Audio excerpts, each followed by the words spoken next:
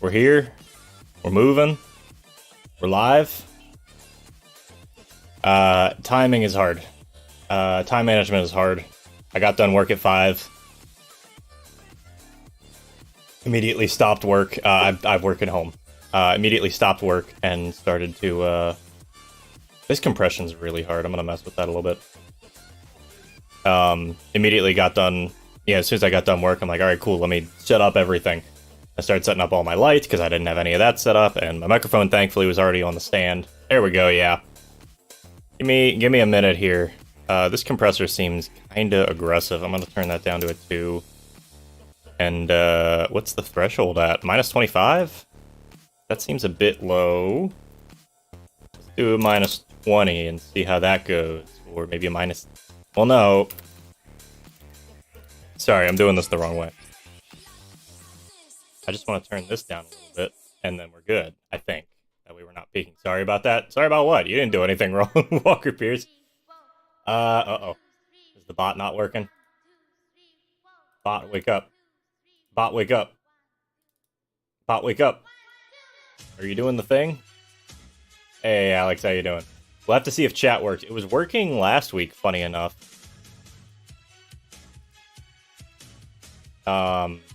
But obviously you guys didn't see it, because Luke and I were not on any of the things that had chat on it. Uh-oh? Uh-oh what? Oh my god! Well, that works. Probably a bit loud for you guys. I apologize if it was. Let me know. I was just checking in case I needed to go set up something to do while waiting. Nah, we're good. We're good, man. These, like, past, like, couple months have just been me, like, really figuring out technical stuff and constantly, like, breaking down and rebuilding my stream. I don't know if that's really a good use of my time. I'd like to handle all this, you know, more frequently. That way we can get into a stream where there's not fuck tons of technical issues constantly, but it is what it is. I'm gonna check the CSS here. Oh, it is loading, so then where the fuck is it? Hold up, let me just refresh the chat log. You said uh-oh prior to that. What's that? Uh-oh? Uh-oh. I don't know. I don't remember. My brain's kind of mush. It's been a week. Your gate was/is cutting you in and out every now and then. Noted. Give me a moment. That should fix that, although you're going to be hearing a lot more clicking now, but that's okay. Just checking a bunch of shit all at once here, because when I have Luke over and I have a different mic setup, I just need to save. Do I have a preset saved for this? I do. Let me load this preset and just see how that sounds. Is that the right sound? I think it is. Just looking at it right now. Also, how's the audio mix? Music too loud, I'm too soft. I should have fucking checked this. I meant to check this like 5 times this week and I just haven't gotten around to it. But whatever. Whatever. We're here. Chat is kind of working. I don't know why the refresh isn't working. It was for a while. The clicking is fine. I'd rather the clicking as opposed to the alternative. Yeah, no, it's understandable. Okay, so it is adding it, but then it's not... I can't make it refresh the thing, which is annoying. Let me open this with, like, a text editor real quick. Yeah, the refresh is in there. It should be refreshing every, like, 5 seconds or so.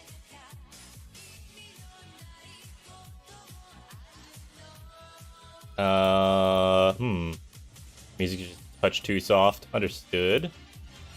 See, the problem is, you guys hear different mixes than I hear, because I'm listening to it through an audio interface with decent earbuds. Honestly, these aren't my favorite thing. I'd rather be wearing my headphones, but I like having the hat on during streams. Recognizable.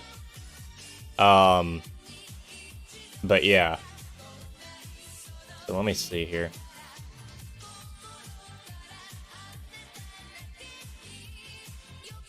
Yeah, I think that's...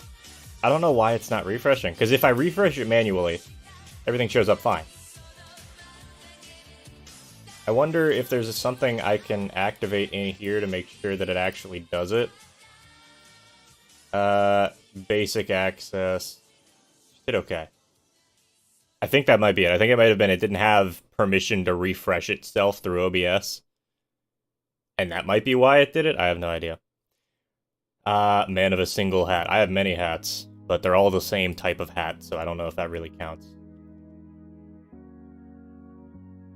Why is the chat being like that? Probably just a bug. Yeah, because it's the HTML refresh, is what it is. Like, that's just the built-in HTML refresh. That should be working.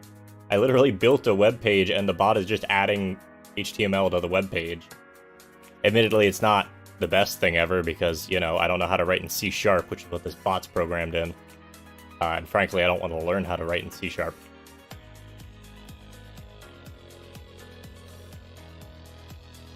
Let me see. So, yeah, I can refresh it fine, and it's just not... I don't know, is there a way to go into OBS here and then refresh? Source filter, source audio track, set replay buffer. Let's see. Set media source, image source file, set media state.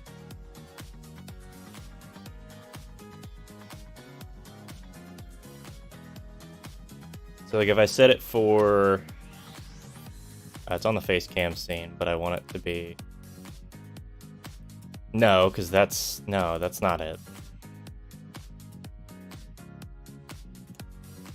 I might be able to do it through, like, if I give it, like, a raw JSON command, but I don't know the JSON commands, and there's no documentation anywhere. Really frustrating. Otherwise, I would have had most of this figured out already. I could have just done it through sending JSON commands into OBS to get it to refresh. That source's visibility state? I have no idea. And what if I just set... I know I'm just talking to myself here. Facecam audio overlay. Okay. Set the chat log to hidden and then visible again very quickly.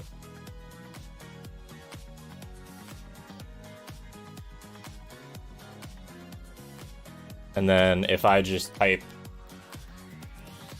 this is what streams are for, right, guys?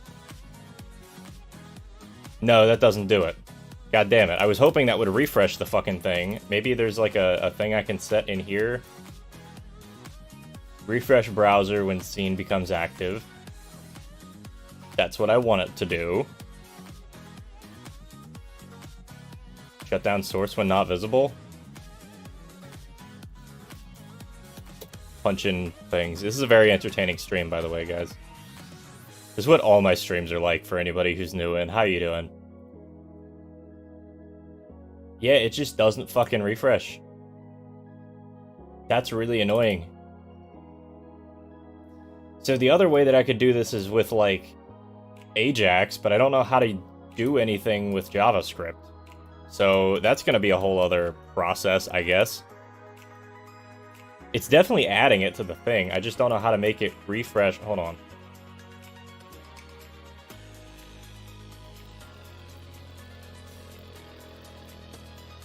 Because I don't want to have to make, like, custom fucking CSS animations and stuff like that. That's annoying.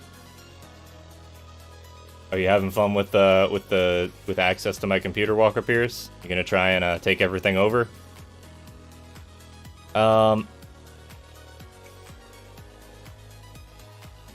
Let me see.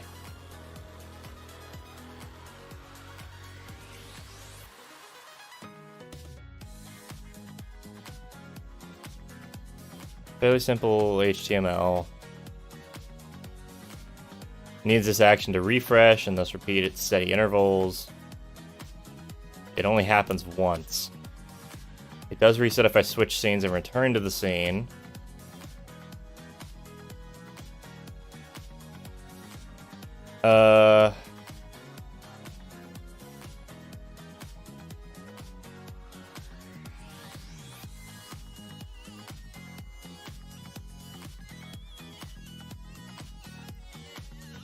Let me see.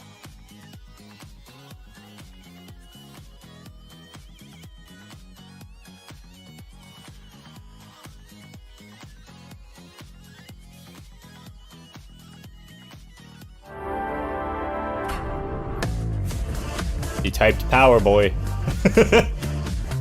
Sorry for getting so involved in this. This shit bugs me, man. This shit's annoying to me. Alright, you know what I'm gonna do? I'm gonna directly edit the HTML file here. Give me my text editor. I'm going to add this script. This is just like really, really basic JavaScript for refreshing everything. So what if I do this? And then save it, and then refresh the page.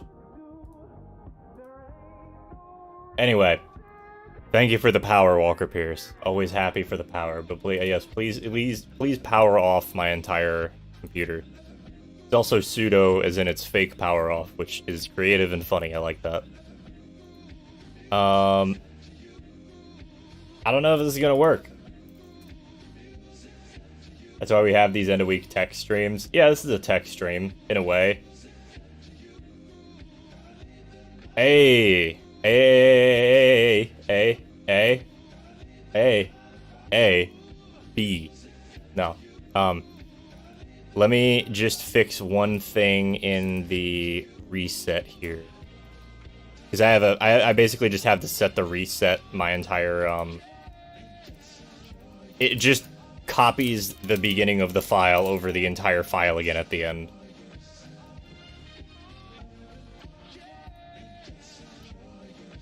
So I just want to grab, please give me all of this.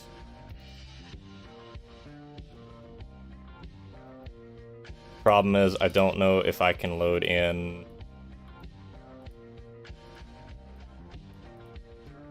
I mean, this should work. You can do single line JavaScript. None of the escape commands work in this thing. This is still a really like in progress bot that they have set up. Theoretically, I could just code everything in JavaScript, but I don't know enough about JavaScript, or not JavaScript, and C#, but I don't know enough about C# to try and code that. To get to the stream topic a little later, that Bayo drama sure had several twists and turns. That's fucking right. We're talking about that soon. All right. I'm gonna hope that that is gonna work right at the end of stream and it's gonna clear everything out fine. So here's hoping. In the meantime, if you will give me just about 2 more minutes, I have a couple more preparations I want to make. Like preparation H. No. I don't know why preparation H popped into my head, but okay. I'm just gonna toss this in here.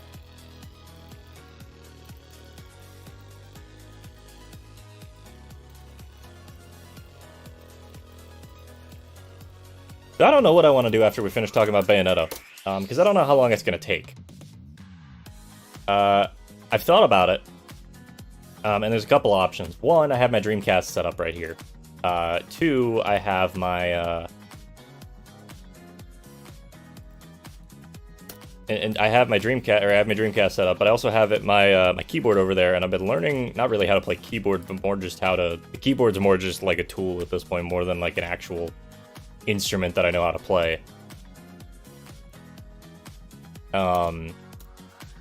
But I've been like learning how to use it for like making music. And you know, I mean, it's a keyboard. Piano is probably one of the easier instruments to learn because it's just all the notes are in a line. So like I've got a very vague grasp on it, but I also just don't have the music theory background that I can use to like really compose shit properly. More Echo. I thought about more Echo. I don't know if I want to play Echo. I've got a couple games. We'll talk about them later. I'm just gonna like dump my link in a bunch of stream chat. I'm doing this like once a week now, so I'm fine with like just going in and like posting links in other people's Discords. As much as I hate it, it is just kind of how things work. I should probably put something on my Twitter, if I'm being honest, or like set up a bot. But the problem is the bots. I talked about this before. I don't think the YouTube API is quite there on the bots yet. Although this actually, the bot that I've been using for the past couple weeks actually does have a setting for when you go live on YouTube. Maybe I could set that up. I just have to figure out how to get Twitter's API to accept this fucking bot. I don't like piano. I apparently have talent, but I hate playing piano. You know what, dude? That is entirely fair. I completely understand. Alright, get me out of this fucking Discord nonsense. I'm in this all day. Anyway. We're here. We're vibing. We're having a good day. It's a little warm in here because I've got my lights on and my, everything else running. I'm gonna move my microphone a tad. You can see it right there. I'm still proud of this thing, but it is not... I do want to get... So I've got 2 inputs on this audio interface. I do want to get to 2 other XLR microphones, like cheaper ones, and a couple stands so I can set them up for me and Luke. So we're not trying to talk into the same microphone, because to be quite honest, setting that up was a pain in the ass, and I'm sure it didn't sound great. Speaking of bots, they've been pretty quiet. Maybe they were all based in the Ukraine. It wouldn't surprise me if a lot of them were based out of the Ukraine and Russia. That being said, I do feel bad for the Russian people, not for the Russian government. Russian government got their own shit going on. We want to talk about this? Fine. And if YouTube wants to throw me off the platform for it, frankly, I don't care. I'm at a point now on where I'm streaming where, like, I don't make a ton of money. I don't make any money off this. Actually, no, that's a lie. Sorry. I made money. I made money off of my Twitch. They gave me a Twitch payout last week for $100 because there's currently 2 people subscribed to my Twitch. After I've told them multiple times that, hey, you should probably unsubscribe, I went and actually, like, tracked down the usernames and went and messaged them directly and was like, hey, you can unsub from my Twitch. I'm not going to be streaming on there anymore. But one of them definitely doesn't want... They just want to keep giving me money, I guess, which is fine, but... Censor time, 180 seconds. Yeah, yeah, I mean, like, the whole situation in the Ukraine, it's such a...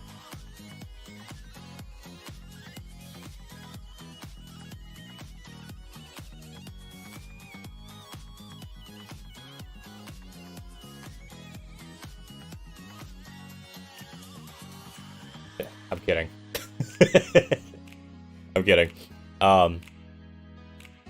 Maybe I should sub then. If you want to subscribe to my Twitch, I'm not putting a notification on here for it. Sorry. Oh my god! There's the OMG. Glad somebody's getting use out of it, but anyway. Yeah, the whole situation with the war in the Ukraine. Such a good sport. Somebody's got to take the piss out of my... You gotta know when to make fun of yourself, alright? You gotta know when to, like, sit down and criticize yourself and when to make fun of yourself, you know? Now, that being said, I don't particularly care when other people start making fun of me for shit that I do wrong, but... You know what? That's life. People are gonna give you shit for it. Sometimes... I'm used to it, is the thing. I don't care for it, but I'm used to it, I guess is the best way to put it, because I just grew up in that sort of atmosphere. I grew up in that sort of place where everybody's just constantly making fun of everybody else. Hey, chat is actually sort of working. Yeah, it is. Chat's working pretty decently. No animations. I could probably set up animations if I really wanted, but like I said, that involves me learning JavaScript, and I don't want to fucking do that. Because I would basically have to, like... I would have to learn Ajax, and I would have to learn how to call the YouTube API through Ajax. And I don't want to do that, because both of those things are not things I want to be dealing with. I will do basic, HTML, CSS. I'll even do, like, some languages that I kind of know, like C. I don't feel like learning C#. I kind of don't want to do Java anymore. Fine, you learn it. If you want to learn it and send me over what you got, let me know. I'm happy to fucking talk with you about it. I'll pay you for it, honestly, if you do it. Like, genuinely. Speaking of which, Walker Pierce, did you actually get that thing that I sent you? The cartridge? A couple months ago? I don't remember if I ever asked. Wanted to make a phone app anyway. Gosh. Yeah, Walker Pierce is gonna put in a backdoor in the code, and he's gonna come in and just fuck with my stream constantly. Put weird shit in the chat. But anyway. Yeah, let's sit and talk for a sec about Bayonetta, honestly. The Bayonetta 3. So anybody who hasn't been keeping up with Bayonetta 3, I'm gonna actually pull up a couple things here. I'm not gonna pull up the whole, like, video, but, about a week and a half ago, maybe a week ago, Helena Taylor is the voice of, or was the voice of Bayonetta for Bayonetta 1 and 2. It was noted by Platinum Games that she will not be returning for Bayonetta 3, and instead that Bayonetta will be voiced by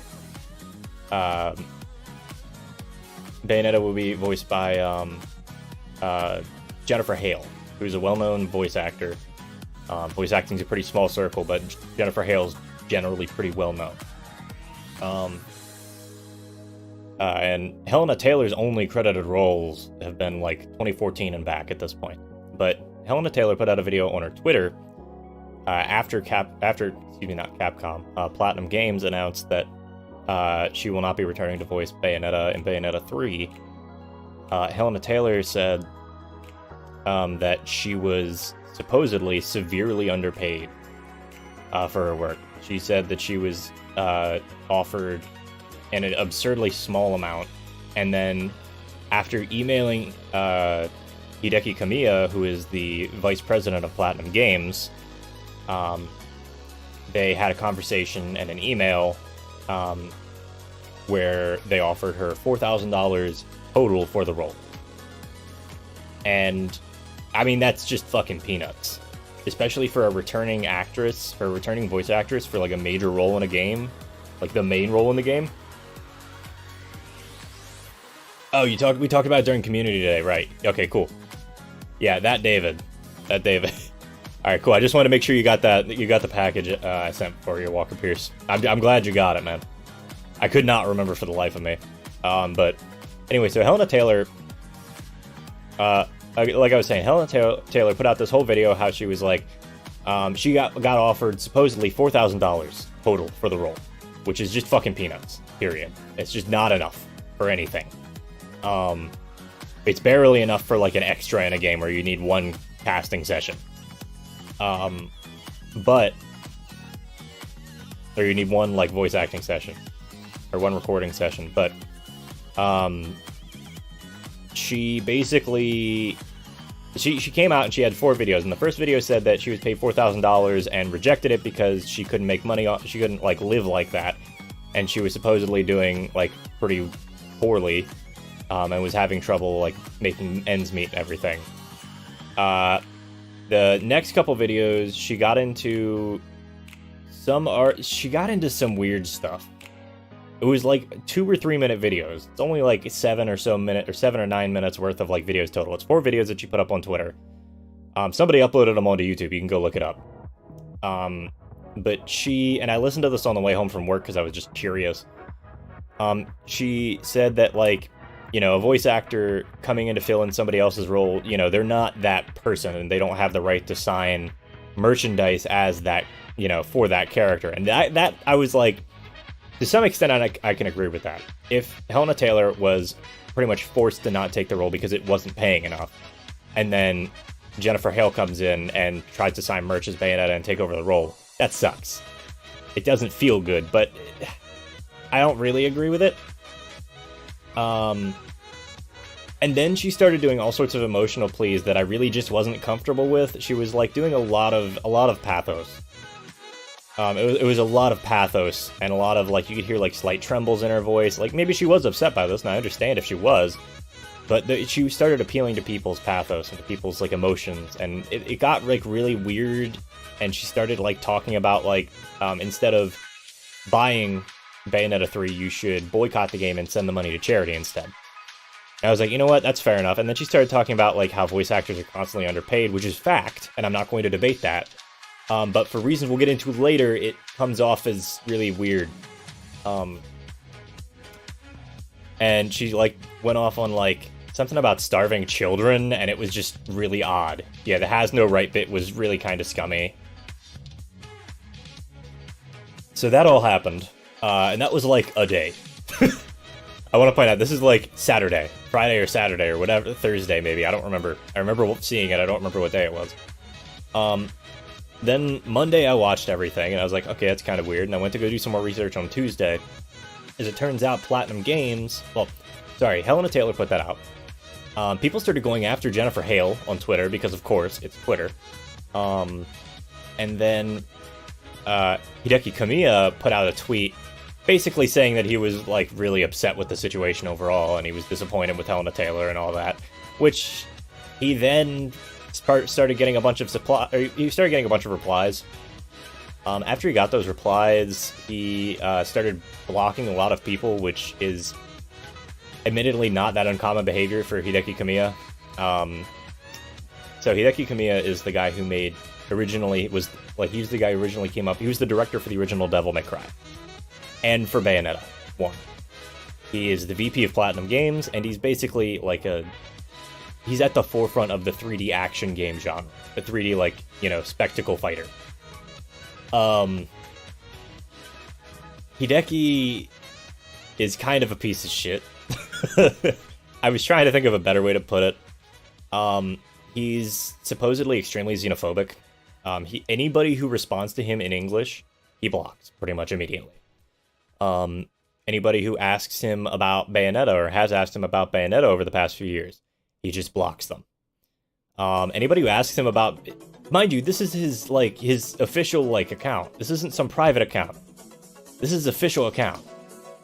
Anybody who asks him about a lot of stuff dealing with Platinum Games, he's basically just going to block you. If you talk to him, he's likely going to block you. Yeah, you cannot speak English to him or let him see you speak English. Which leads most people to believe he's extremely xenophobic and kind of a piece of shit, and honestly, I'm on the side that's saying, yeah, probably.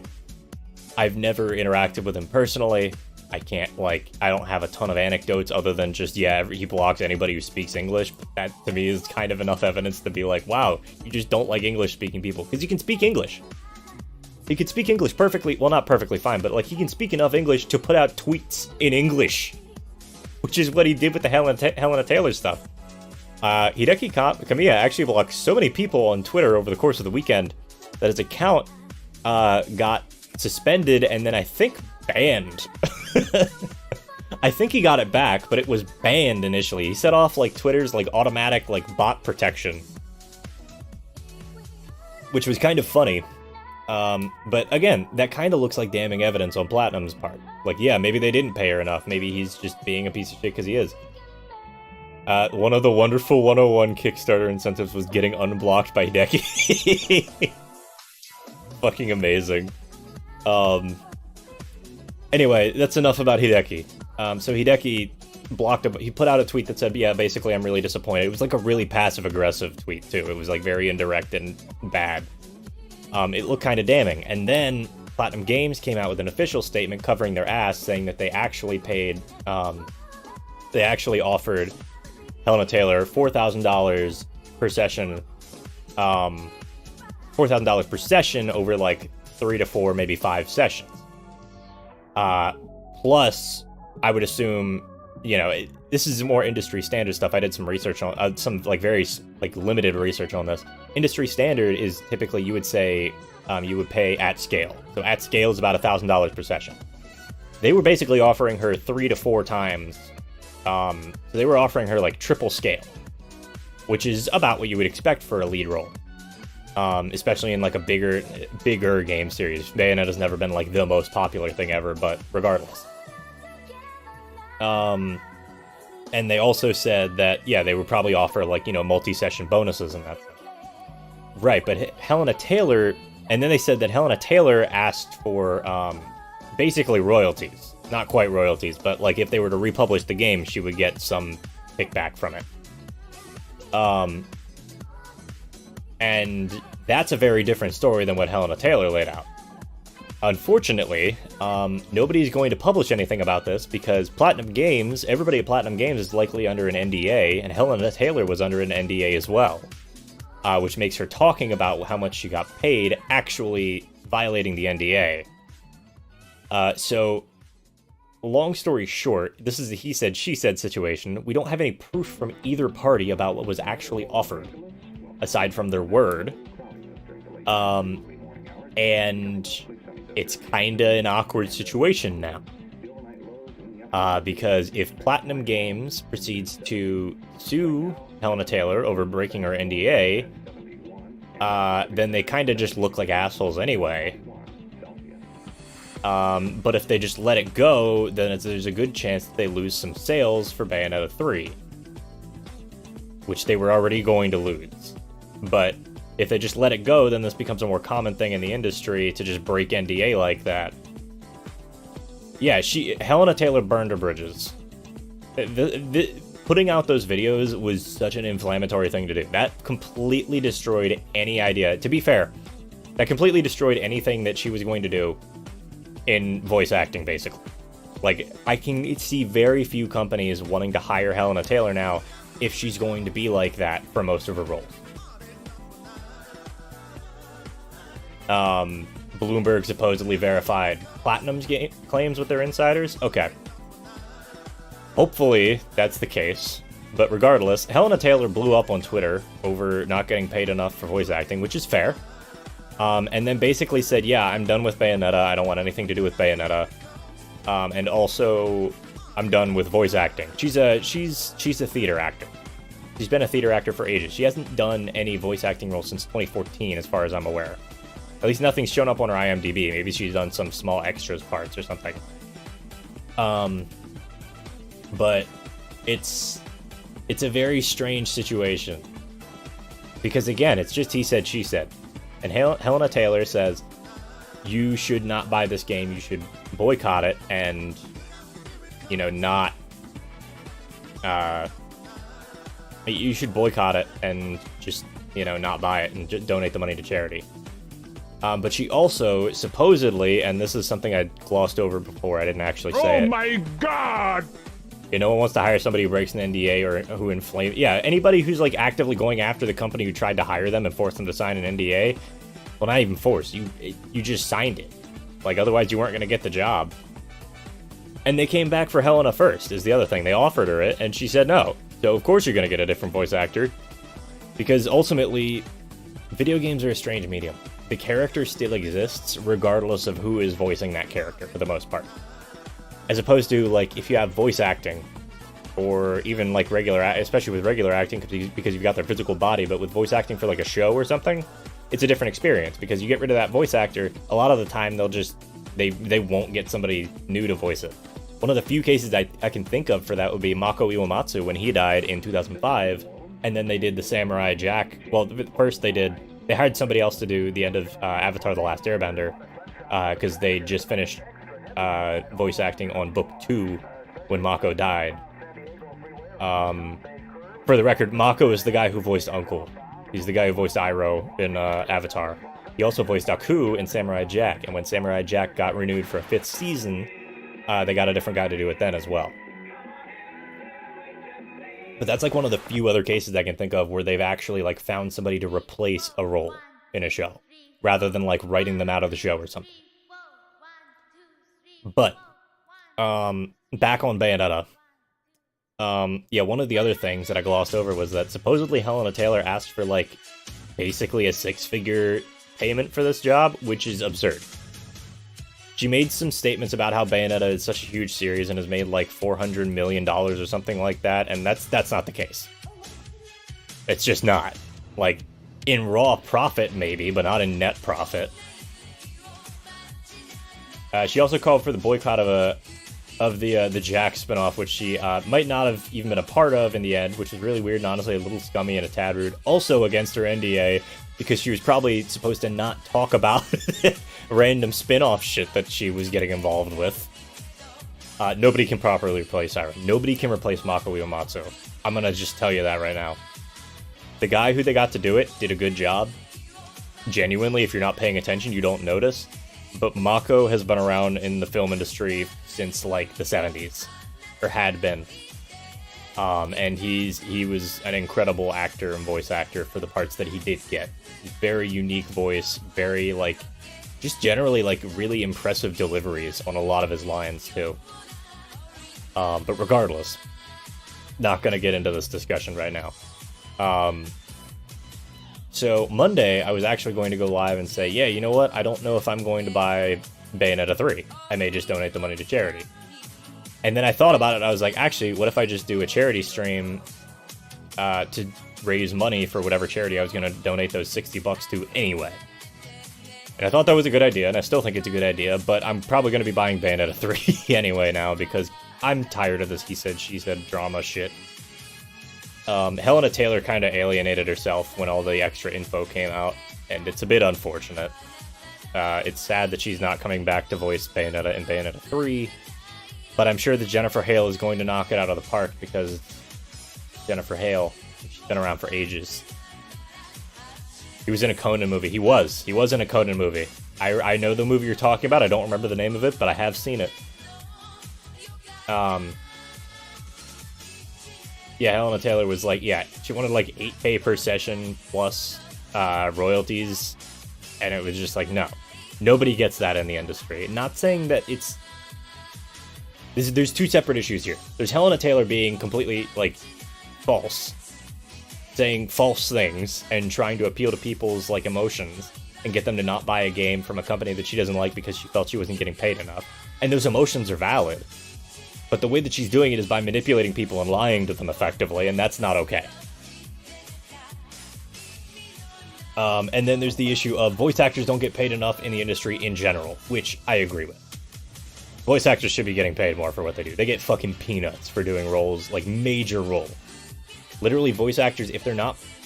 Voice actors at this point should join a union, because if they're not a part of a union, and they say, hey, I want... and they try to argue for their own, like, pay, for, like, a higher pay for a job, bigger companies will just tell them to fuck off.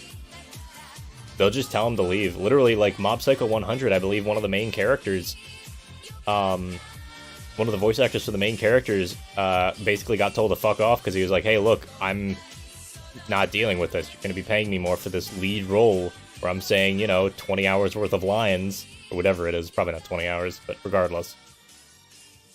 No ethical consumption under capitalism anyway, so it doesn't matter. Hey, man. What's a... Let me think about this for a minute. I'm going to try and think of a good way to put this. As individuals versus large companies under capitalism, yeah, there's not much ethical consumption. But you can find the things that you do think are ethical and support them. You can always vote with your wallet. It doesn't always solve everything. It doesn't solve a ton half the time. But you can always vote with your wallet. Do the thing that is going to let you sleep well at night, okay?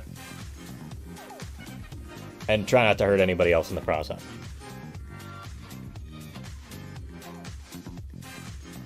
I really should. Maybe I could set up... That's something I could set up. So with the bot, now I can do text recognition, basically. So I can just have it recognize, like, regex phrases. So, like, the kappa here, I could just have it recognize when you have two colons like that.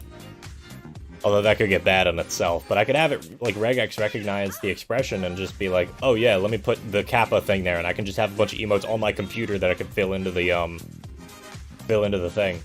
I should say specifically under late stage. It works better under mid and early stage. Yeah, there is some ethical consumption under mid and early stage capitalism. That being said, late stage capitalism sucks.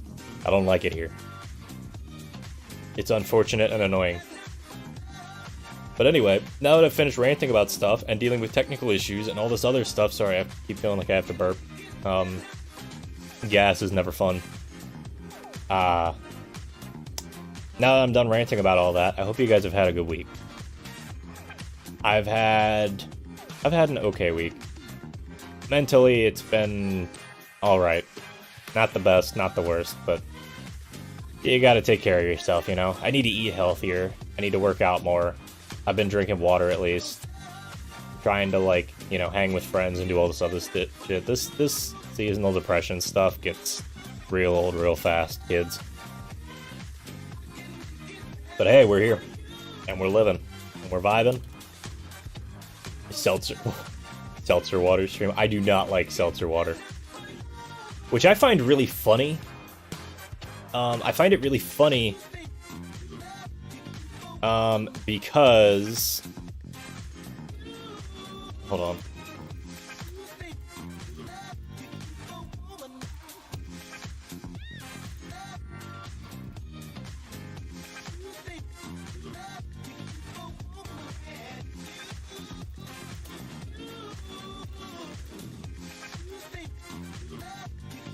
I was gonna open up Discord, but apparently not, because it just decided it's gonna update now. I can't do it until I update, but I have to update it funny, so I can't update it. Yay!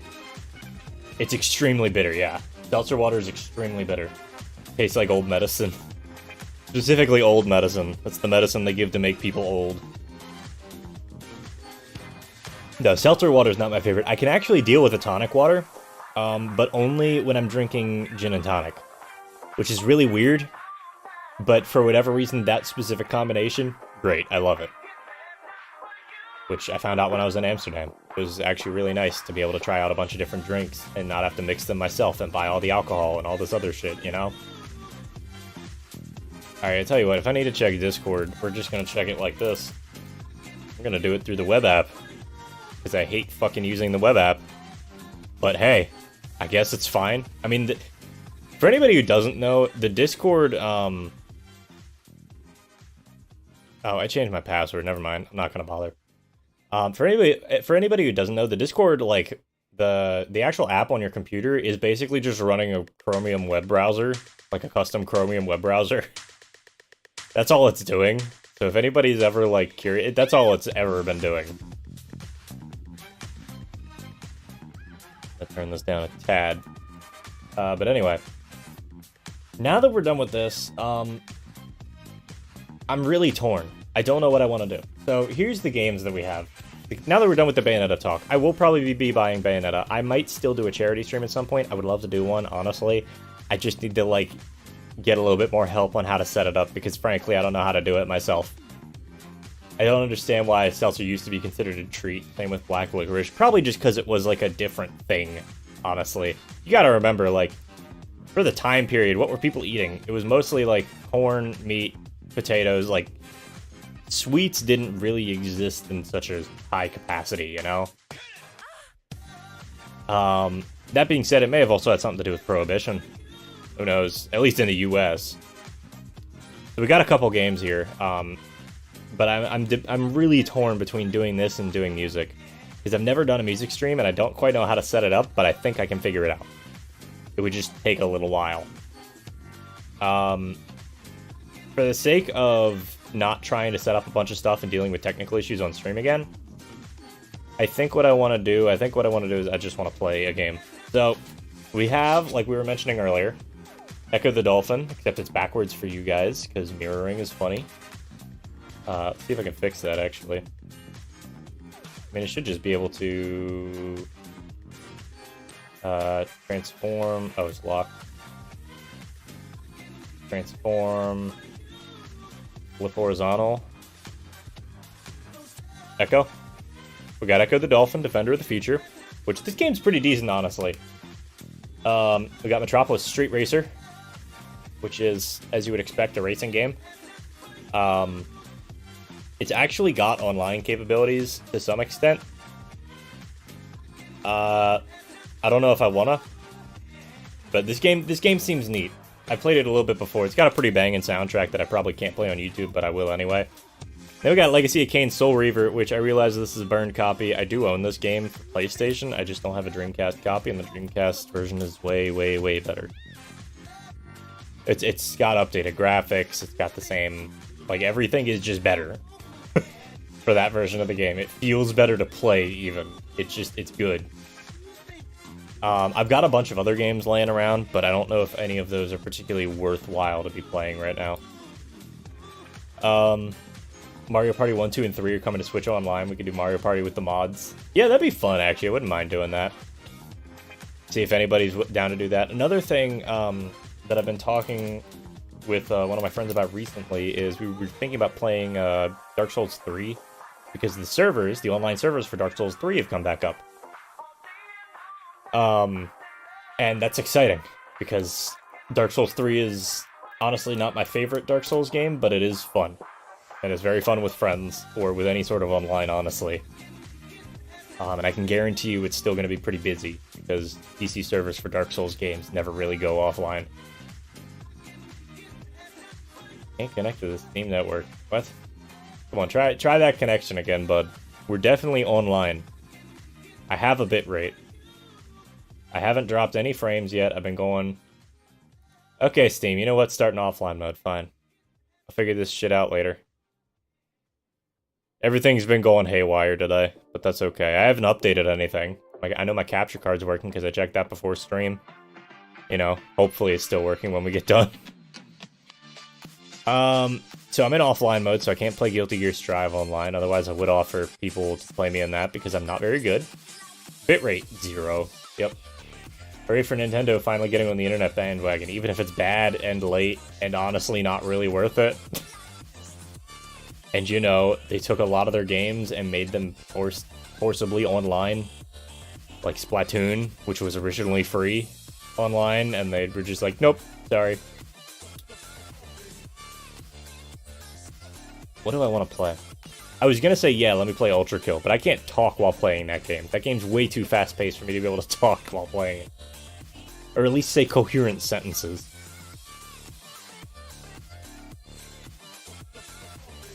Let me think here.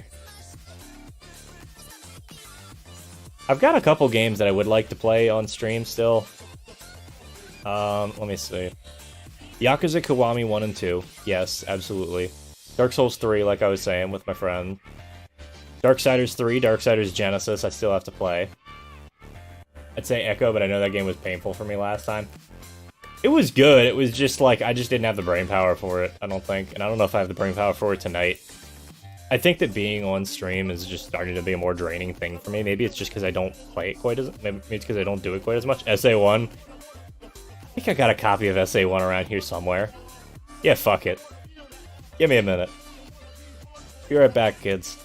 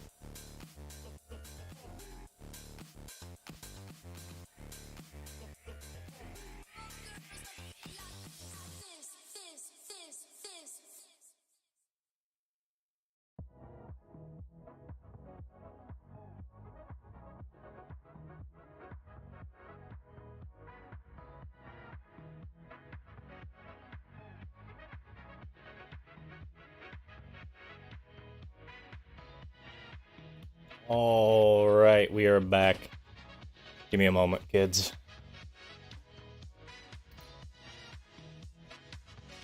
That little beep you just heard, that was the Dreamcast. You know how it is. But anyway, let me see. Walker Peters says, apart from Secret Rings and Rush, I don't think I've ever properly played a Sonic game. I didn't even beat the other two. You know, that's fair. Sonic's a very strange franchise. It's at a point now where Sega knows that they can just pump out schlock and people were still going to appreciate the game. simply because of its history and the fact that it has good games in the past, which to me is a terrible way to think about a franchise. They're relying almost entirely on nostalgia to carry them at this point, and it's kind of sad. Let me see. What year is it? It's 1947, right? I stopped there. Okay, I stopped. Hold on, let me put on my webcam. There we go. I stopped and like backed up there for a second because I was like 2015. No, that's too far. No, dude, that was 7 years ago. Permission to submit and edit to the parameters of the OMG command. Go on. Go on, Walker Pierce. Yeah, apart from Secret Rings and Rush, I don't think I've ever properly played a Sonic. I didn't beat the other two. It is 10/21/2000. All right. Oh yeah, this is happening. What is it? 7? Yeah. 702, 701, something like that. Yeah, you didn't even own Rush. I've never played Rush, but I owned Secret Rings, and it was one of the first games I got for my Wii. There's a Mario Party mode in it that's actually kind of fun, even if the games aren't the best thing ever. But also, that game suffers from... Yes, that game is hard. In here, DMs, you could just put it in here. I don't care.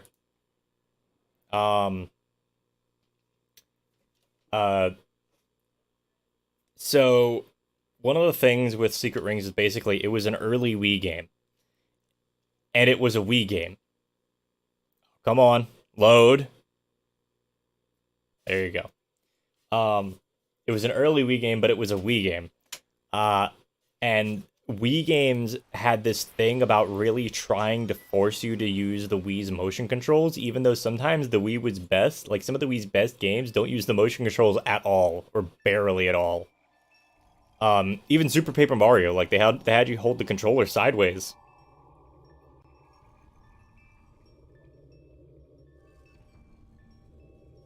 I'm gonna compress this a little bit. The audio for this. If it's not already compressed, it is already compressed. Let's compress it a little bit more. How about some more?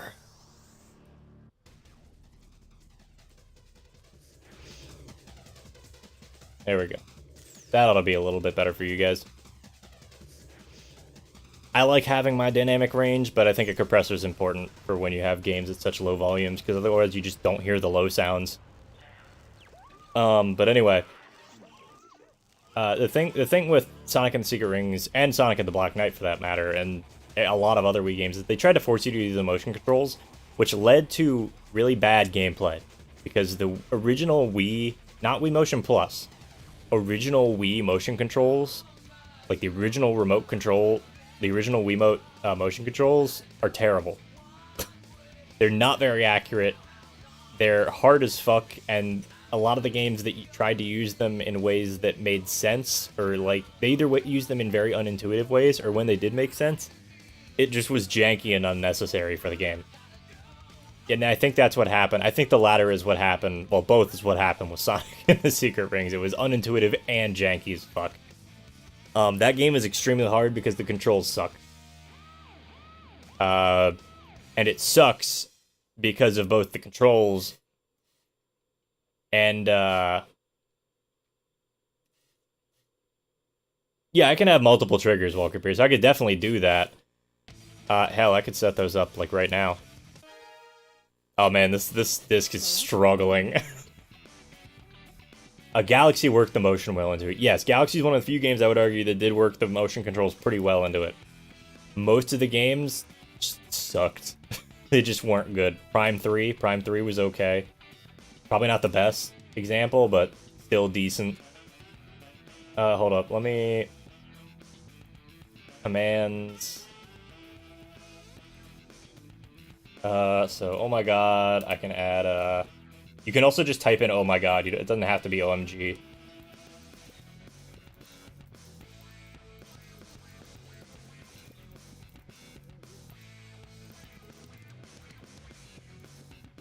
Alright, cool. Those should work now.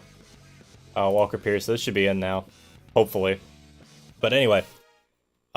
Yeah, Sonic and the Secret Rings. I didn't play Sonic and the Black Knight, but Sonic and the Secret Rings is just fucking... It's just not a good game. I played it. I 100%'d that shit. I beat the final boss. I beat Alfleo Walea. That shit was dumb. Nobody should be playing that game. Oh yeah, there's internet options for this game, because you could download all the stuff from the server, but obviously that doesn't work right now. Just burn a new copy. See, I should. This is actually a real disc. This one's just beat to hell. And honestly, this game isn't even that expensive. It's one of the most produced games for the fucking console. I should really just buy another copy of it, but... I constantly find myself getting pulled in way too many different directions when it comes to playing... Or when it comes to, like, all my hobbies, man. Like, I bought a keyboard. What else have I bought recently? I bought another kettle, because I've been getting into making tea. Like, you know, with, like, loose-leaf teas recently. I've bought... Not much this week. I bought some, like, little buckles to fix my, my trench coat that I got last year for Christmas. I've got a bunch of them left over, because I didn't know how many were actually going to come in the pack. So I just have a shit ton of random buckles now. Wii Sports Resort was pretty good. I loved Island Flyover. Yeah, that's the thing. Wii Sports Resort was the game that shipped with the Wii Motion Plus. Like, the actual attachment Wii Motion Plus. And when it did that, when it shipped with the Wii Motion Plus, that actually made the controls significantly better. And then they made Wiimotes. Oh yeah! This is happening. I can't tell if the voice files are just super compressed or what. Also, those cars are fucking schmoovin'. What's up? I'm trying to tell if Sonic was just peaking the mic there, or if it's like the audio is peaking out of the Dreamcast, or what. It's hard to tell. Because I've had to adjust that before. I've had to adjust the like the actual audio levels down.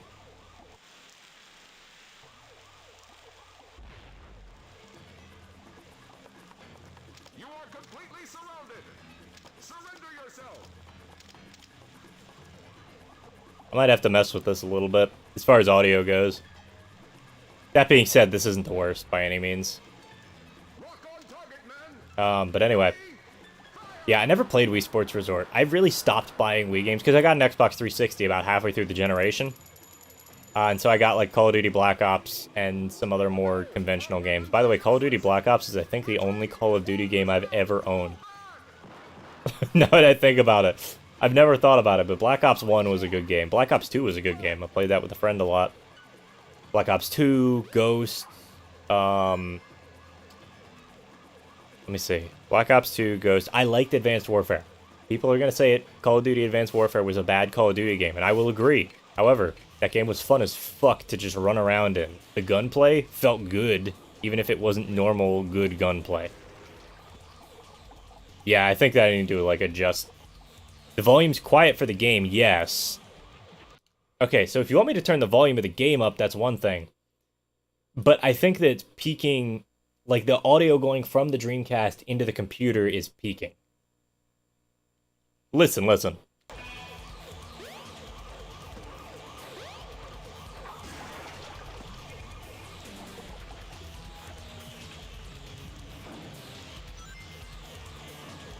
He's just gonna jump around for a minute. Get the fuck back down here.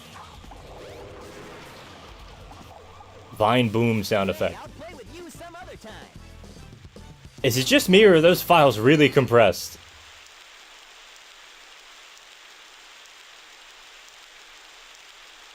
I'll give you Splatoon 3 so you own a second COD game.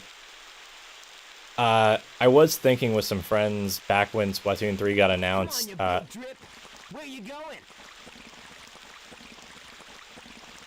I was thinking when Splatoon 3 came out, that I was gonna like hang with some friends and we get together a team and play, and that just ended up never happening, unfortunately.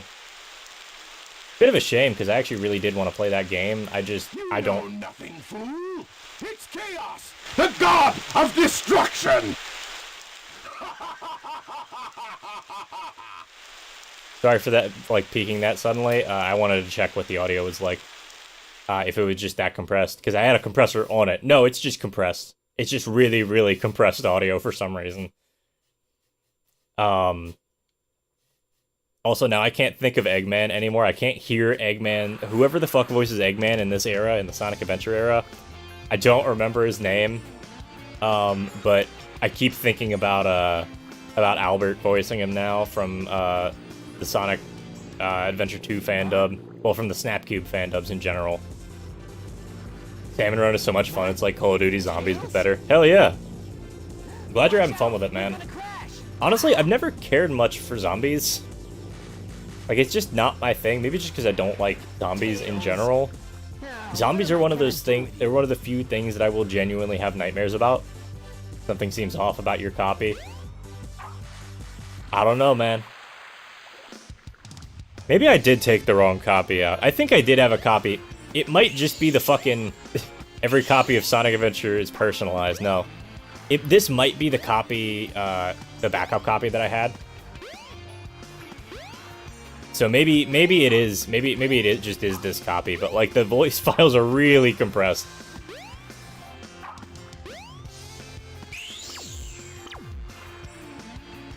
I'm gonna piss on the moon! I could put that in here. Yeah, whatever, if the audio files are super compressed, that's just what it is. Salmon is better than zombies, that's true. Then I can have nightmares about salmon for the next 6 weeks. Which sounds arguably worse. The classic Dreamcast noises. I can't explain to you how much noise a Dreamcast makes. Like, just trying to read discs. Like, you really have to experience it in person. This thing sounds like an old-school printer. Alright, and in case anybody's ever wondered about, like, what a Dreamcast sounds like as a console, it is one of the loudest fucking consoles you will ever see. Or hear.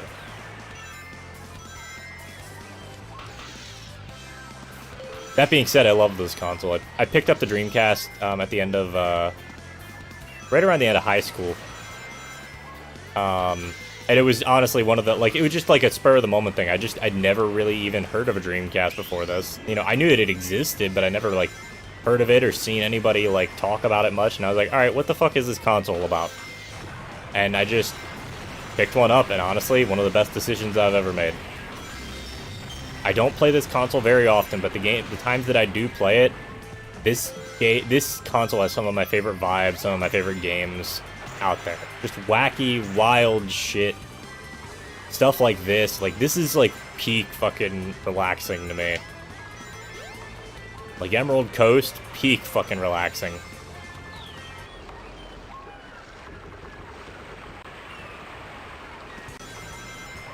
And anybody who's never experienced something like this, like, it really is just...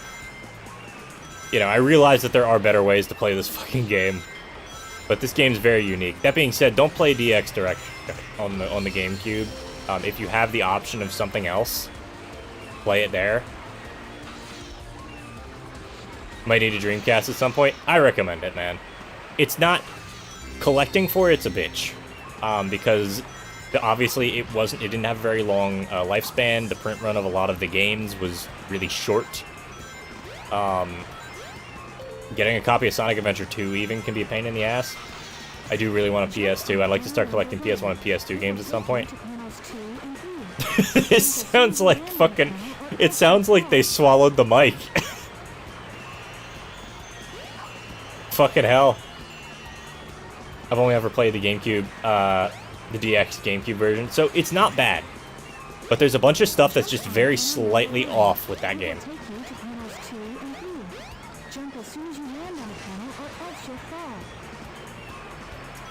There's a lot of things that are just very slightly off. Like, all the shaders are completely fucking wrong for a lot of the areas. There's a lot of, like, weird graphical bugs. And don't get me wrong, there's graphical bugs in the original.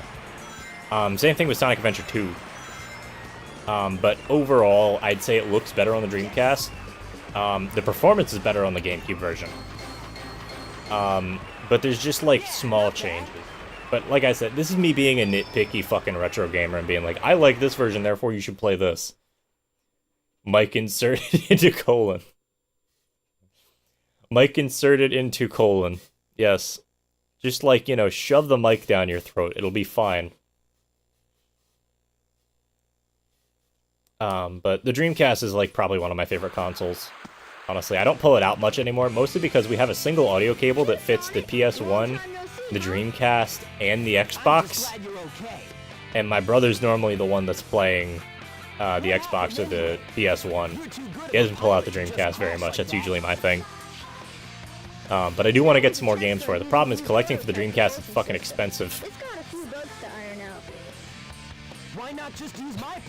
What if we took Sonic Adventure 1 and just shoved the mic down every voice actor's throat while they were trying to do their lines? Whoa! A Chaos Emerald! Yep, I just happened to find one of the Southern Emeralds during one of my test fights. This thing's got unlimited power, you know. It sounds so bad. I love this. I love this so much. You gotta come over to my workshop, Sonic. I've got. This is what happens. This is what peaking the mic does, or when you like compress audio files way too heavily. Let's go. I'm so glad we have subtitles. Otherwise, this would be completely fucking like you couldn't tell what was happening. It'd be incoherent. You now play with Tails.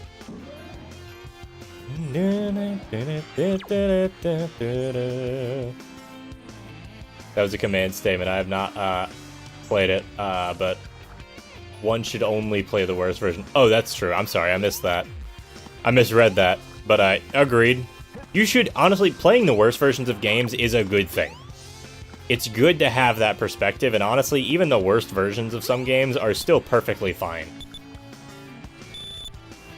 Alright, you need to...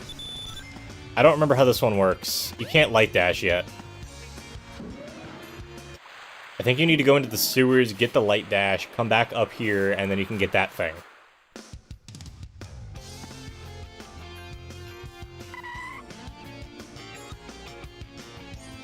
Do you like the view from the station? I love the sea. The sea's always there for me. That was just 3, like, random sentences that Sonic read out of this dude's mind. But yeah, I don't know, I think that when it comes down to it, I was discussing this with Luke the other week. We were talking about, like, how I really just appreciate video games in all their forms, whether they're good or bad or whatever. Cute couples get in free just sounds like a good way to, like, discriminate against people, honestly.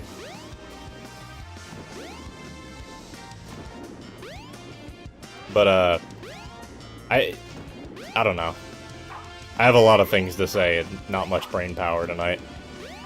This is what happens when you work 40 hours a week, even when it's simple shit like what I do. It's literally, like, it's high thought process, but it's not, like, massively, like, difficult work.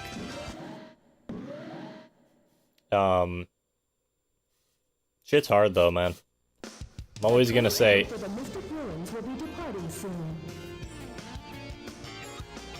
I wasn't expecting that voice. I wasn't expecting it to be that bad, but it was. Let me back in here. Gotta save that space, man. We gotta fit it all in the Game Gear. That's true. You gotta fit it on the fucking Game Gear.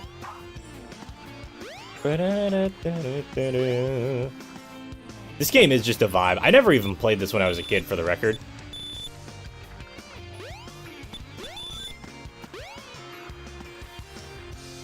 But it is a good vibe. I played a lot of Sonic Adventure 2. Oh yeah, we got the Chow Garden. Chow Garden time. Mind you, the Chow Garden actually works with your VMUs, so you can take the little VMU, you can take the... Anybody who doesn't know, the VMU is the Dreamcast memory card. It slots into the controller, and it has a little display on it, and you can take it out of the controller and edit your files directly on there, or you can play little mini games that get uploaded onto the VMU from there. I wonder what's in here.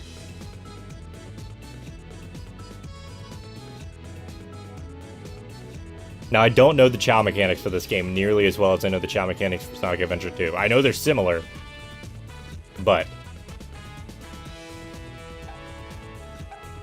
Oh. Woo!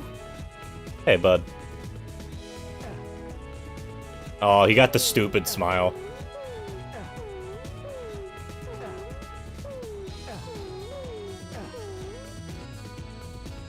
I like how this is how you cuddle Chow, right?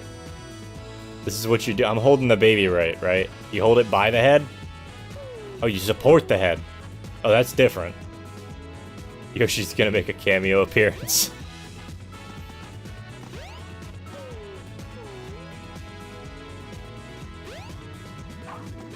This is the Chow Garden. If you bring the eggs you find all over the world... I don't know why this is making me laugh so much. Like, the voices are just cracking me up for some fucking reason. Just the, like, sound of somebody swallowing a microphone like that and just, like, trying to talk completely confidently like they think nothing is wrong. Which, to be fair, I've done before, because you can't hear yourself when you're doing this sort of thing.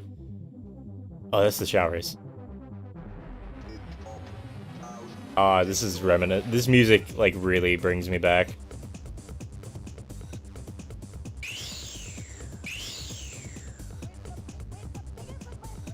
It's amazing how much better the Game Boy held up than the Game Gear. I think it's because the Game Boy had, like, more games that really leveraged the hardware.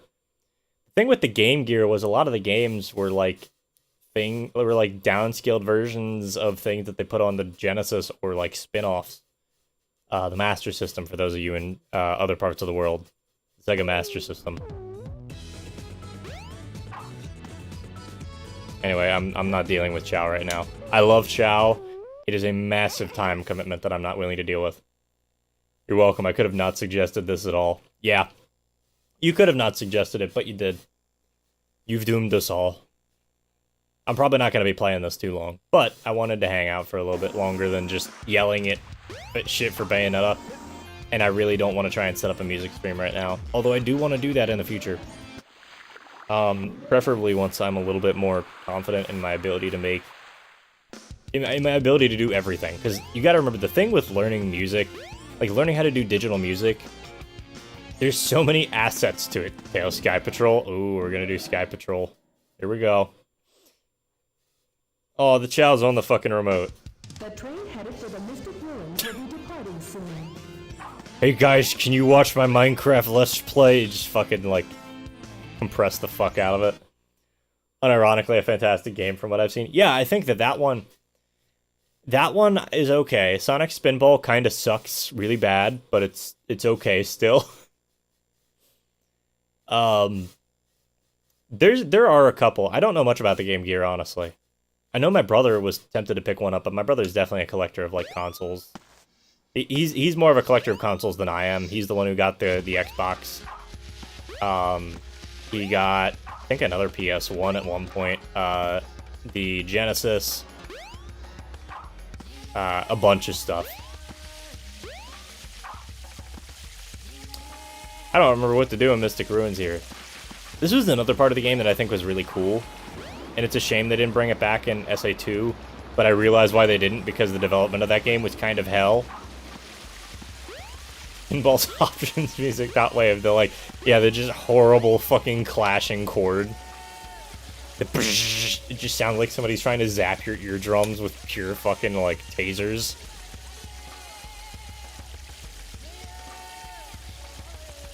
This guy's dressed up here like he's going on an expedition, and he's like, there's a guy up on that hill. His name is Tails. He's a really smart fox. He calls it his workshop.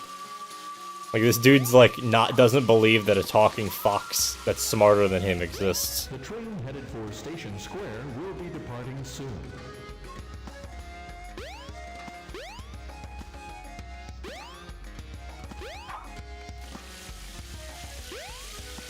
But I really did like the,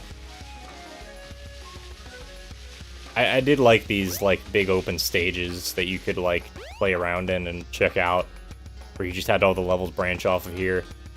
Obviously, you know, this takes a lot more effort, but I think that it was such a cool idea, especially for the time period, to have, like, proper level hubs. Yosh! Sonic! Resident Evil 1 basement theme. I found a playlist on YouTube. That was just like awful video game music to relax and study to, and the very first track on there was the RE1 Special Edition basement theme. For anybody who doesn't know, the Resident Evil 1 basement theme was good.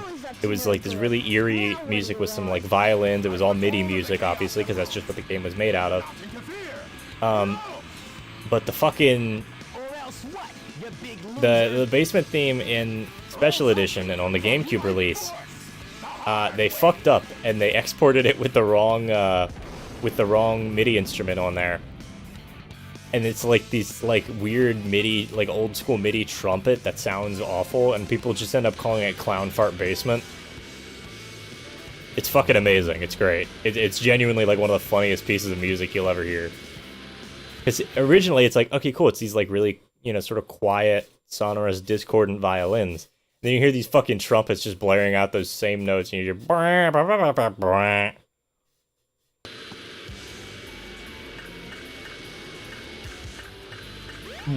Yeah. God, I forgot how fucked up that animation is. For what it is, this game is a fucking achievement. Okay, you gotta remember, this is probably one of the first, this is one of the first 3D games of this scale to be released. It's released in 1999. Like a huge adventure game with like massive environments everywhere that ran pretty decently on the console, with okay load times. All systems, full power. He's not gonna get away with this. It's amazing how something like that slipped past QA. I mean, when you're just doing like a basic, effectively a port, I can imagine that occasionally stuff like that does slip. I mean, hell, my job is literally based around being detail-oriented, and I still fuck up things like that occasionally. All systems, full power. Anyway, I figure we'll probably do Sonic's story and then call it a night. It's not that long. Let me at him. Hey, I'll play with you some other time. Yeah, they definitely compressed. I definitely picked up the wrong disc. I thought I picked the right disc. No, I think I picked up the backup one. I'm not going to open the thing, but it's somewhere around here. I must have just not been paying attention. But my actual copy of Sonic Adventure 1 is like really fucking scratched up. And I try to avoid playing it. That's another thing I want to do. And again, this comes back to I have 30 million hobbies and not enough money and time to do all of them. And energy to do all of them. I have 2 Dreamcasts, and I've talked about this before. I have two Dreamcast consoles. Full power. Proceeds to tunnel face first into the dirt. Yep. But, one of the things I want to do, is I want to take out the actual GD-ROM drive, and I want to replace it with a, GD-EMU is the name for it, and it's basically a, it's a circuit, it's a board with an SD card reader on it that replaces, it emulates what the GD-ROM would play out, and it lets you basically play a bunch of your games off of an SD card rather than playing the actual physicals. I would like to mod a Dreamcast console, I think. If I were to mod any console, it'd be a Dreamcast console. And now I've got a soldering iron. And I should probably get new screwdrivers, actually. Mine are kind of fucked. Anyway, here's Chaos 1. Oh no, I got nothing. 7 emeralds in him. He'll be invincible and work for me. Together, we'll destroy Station Square. And on its ruins, I'll build Robotnik Land, the ultimate city, where I will rule it all. Come on, Chaos, let's find another emerald, shall we? It's funny, because this was the last game where they really used Robotnik as like a name for him. Because his full name is Dr. Ivo Robotnik. No way, Tails. But like everybody calls him Eggman from like this game onward. Oh no, he has bones now. We can't stop him. He's not made of pure liquid anymore. He's got a solid form. Wait a minute.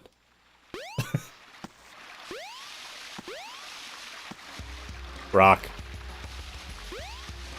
I don't remember how I'm literally running off of, like, pure fucking instinct and just guesswork.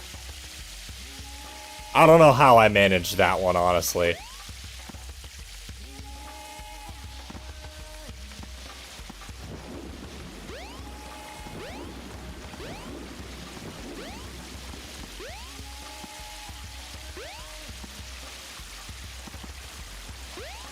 But yeah, like, something of this scale, this sort of, like, big exploration thing, this sort of hub world, didn't really happen much before this. I'm trying to think of games, like, similar games that would have done this sort of thing. And the only thing I could think of is, like, Gexen or the Gecko, which definitely didn't have anything on this scale. No, Bugs Bunny Lost in Time came after this, which I watched a speedrun of that. I saw a task of that. The task for that game has been in production for, like, I think 6 years or 10 years or something. Like, it was a bunch of technical setbacks and just nonsense going on. The guy finally managed to release a task for it. And, honestly, it's not that interesting. 100% task for that game just feels like you're just playing the game fast. There's no crazy tricks or anything. Well, no, there's some goofy movement and stuff, I guess, in the early levels.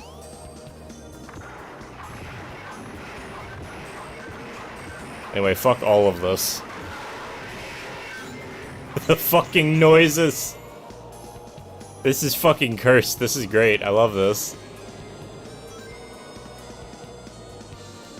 This sort of like MIDI harmonica, melodica thing reminds me of a little bit of like Pokemon Coliseum, Pokemon XD era, which I still have to play fucking Coliseum. One of my friends sent me Pokemon Coliseum like over a year ago now.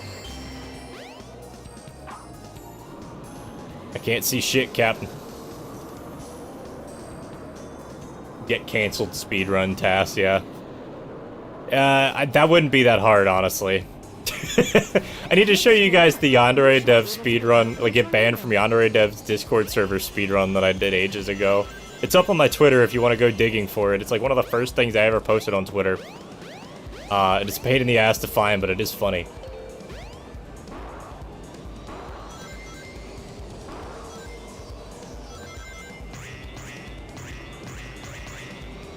One of the funny things I find about games anymore is I always question whether or not I'm actually enjoying them or if I'm just playing them to play them. Because it feels a lot of the time like I am just sort of playing things to play things. And I don't want to do that, you know? I want to feel like I'm actively enjoying my time, but at the same time, I feel like when I get to that point when I'm questioning it... That's a good noise.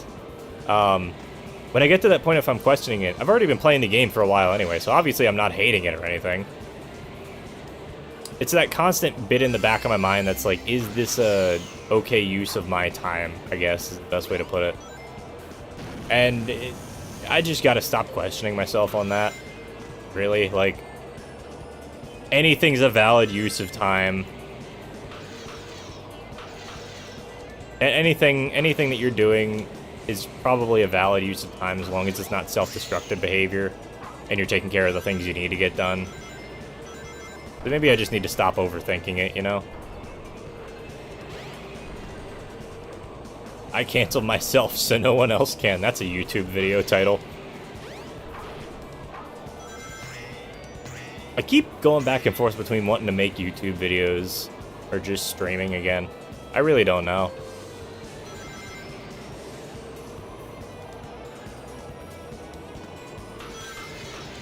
For anybody wondering how this game's like structure is set up, like gameplay structure wise, basically there's 6 different stories where you play as 6 different characters that all have different play styles. Right now we start off with only Sonic unlocked. After the first level you unlock Tails, and then after that you start unlocking the rest through doing other stories and just like getting to certain points in other stories. But Tails' gameplay is basically exactly the same as Sonic's, except you're literally just trying to chase Sonic down and get to the end of the level at or before him. Why not both just AI generate content? I don't want to do that, man. I have nothing... Well, I have a lot of things against people who... I have nothing against AI generated content itself. It's just tech. It's just people trying to use AI to do goofy shit. People are using it for really weird shit now. There was somebody who screenshotted someone else's artwork while they were drawing it, fed it into an AI generator, and tried to pass that finished artwork off that the AI made as their own with a Twitter account that was like 2 fucking days old. Shit like that, it doesn't make me question whether or not the game, or whether or not the AI is good or bad. It just reminds me that people are kind of shitty. Boat. Okay, no boat. I didn't even know you could get on ladders in this game. You hear there's this one guy who has like 2.4 million videos? No, I didn't. What the fuck is he doing? Is he like posting 1-second clips, or is he just AI generating random crap? That being said, I'm not saying that like quantity over quality is necessarily a bad thing. Obviously there's a commitment there to doing that. But the YouTube algorithm also promotes. I fess up to if my art is AI generated or not. Yeah, just say it. It's okay. I'm not saying AI art's a bad thing. Any artist who's out there and going like, oh, AI is gonna steal my job because people are just gonna make art, you know, using AI. No, all that shit is being fed with art that people have already made, firstly, which is questionable. It's a morally gray area anyway. So somebody else had to teach the AI how to fucking make that in the first place. Secondly, AI, you can't make, like, you can't even really make OCs in AI art. It's just gonna take things that already exist and modify them to whatever extent that it can to try and make it work, you know? I don't know where the fuck I'm supposed to go here.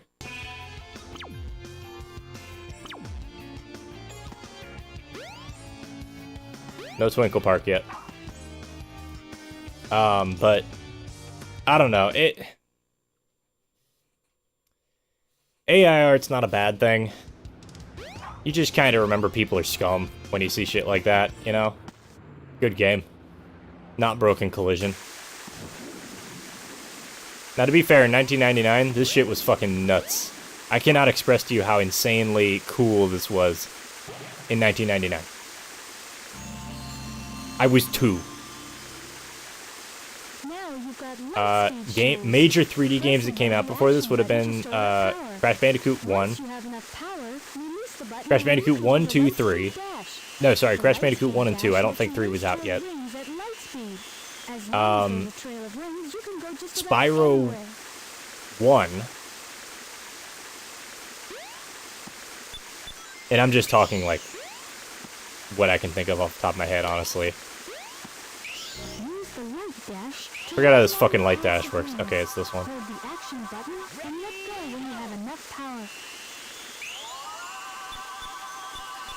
The particles are hitting the button. Roll Van Par. I'll have to look at that later. I'm not looking at it right now, but interesting. I just genuinely think the surrealism and ability to turn even, roughly turn my thoughts into pictures is super cool. Yeah, it's fucking neat. It's a cool technology. You know, I'm sitting here talking about the bad aspects of it, but there's good aspects to it too. Hey, don't use the back door. You got it, Chief. Oh, we gotta go get him. Where is he?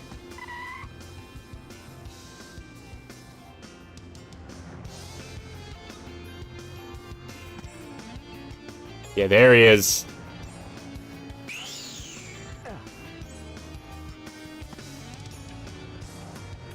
We're committing insurance fraud, buddy. You gotta try harder than that, man. Man, they're going right through you. You can't let them fucking talk you down like that. Come on, man, you can do it. Just stop one of them. No. Mario 64, Ocarina of Time, Banjo 1, Turok 1, and Final Fantasy 7. Yes, 7 was out. Those are like the big games. Okay, there's not that many. Like this sort of like scope of a 3D game. You gotta remember, Final Fantasy 7 was basically just hand-painted art with 3D models overlaid on top of the environment, and like collision hashed onto everything. This is a fully 3D environment. So, alright, that automatically makes it, like, more technically impressive than Final Fantasy VII, even if you count in the battle scenes and everything, which the game did look gorgeous, don't get me wrong, for the time period, but... music just vanishes, alright. Yeah, Ocarina, Mario 64, like, they all look a little more primitive compared to this, although that's also down to the hardware. We're on the Dreamcast now, it's the future, baby. We're not playing the fucking N64 anymore. Man, the N64 was a weird goddamn console.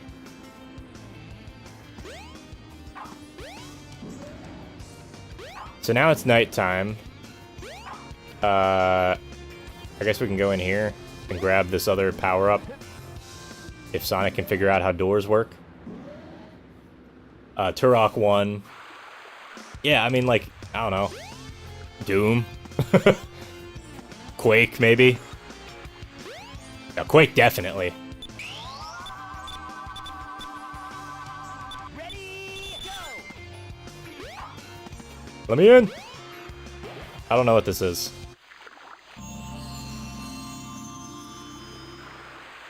This is the Crystal Ring. This reduces the time needed to store power for the Lightspeed Dash. Turok 2. Yeah, I mean, like, 3D games had come out before this. Legacy of Kain, Soul Reaver came out, I think. Might be wrong on that one, honestly. But, like, this is probably the most technically impressive looking game, I would say, of everything that has come out, that had come out to date at that point. And the scope. You gotta remember what the scope of this game was. The scope of this game was a world-trotting adventure. Hence the name, obviously. But I think they managed it, personally. Like, I personally do think that they managed it. The question is, does the lighting change in Emerald Coast? Or does it just go back to the daytime one? I'm curious, I've never actually done this. I think it'll probably stay the same, but... Half-Life 1, yep. But, like, the scope of this game, this is a semi-linear... I'm gonna say semi-linear.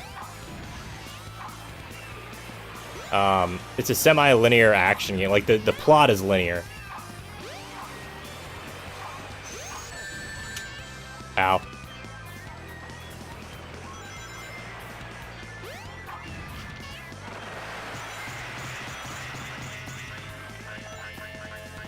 I like these little, like, rope things. I'm sad they never used those again.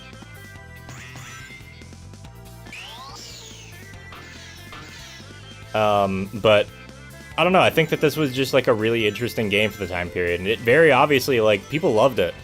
It, scored well with critics, it sold well, and then the Dreamcast sort of, like, teetered off for a couple reasons, but, I mean, I think a big part of it was just the PlayStation 2 came out, and it was just ultimately the better console. Like, from a technical standpoint, it was the better console. It could play DVDs, so people would just buy it to use it as a DVD player.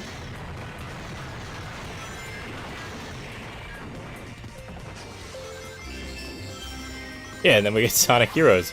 I love Sonic Heroes. It was probably my first Sonic game, if I'm being honest.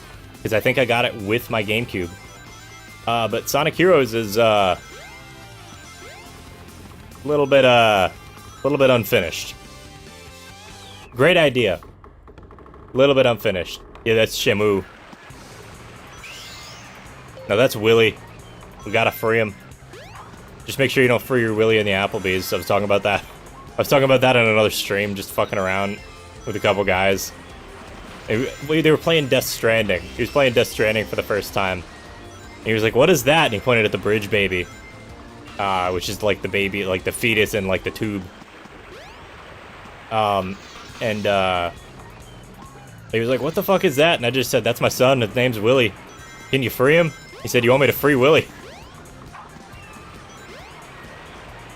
Just fucking around. You do catch me in a lot of Twitch streams occasionally. If you look around in the Spyro speedrunning community, you'll see me. Or weirdly, in like the group of people who tend to play Elder Scrolls games a lot, specifically Morrowind and Oblivion.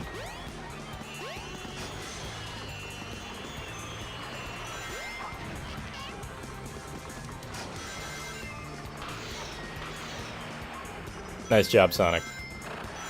Yeah, the pathing for these isn't always perfect. I'll happily admit that. Gotta push the big button. It's just like the old games.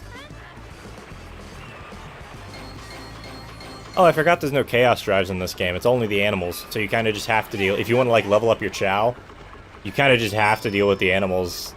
Like, the animal parts being on your Chow.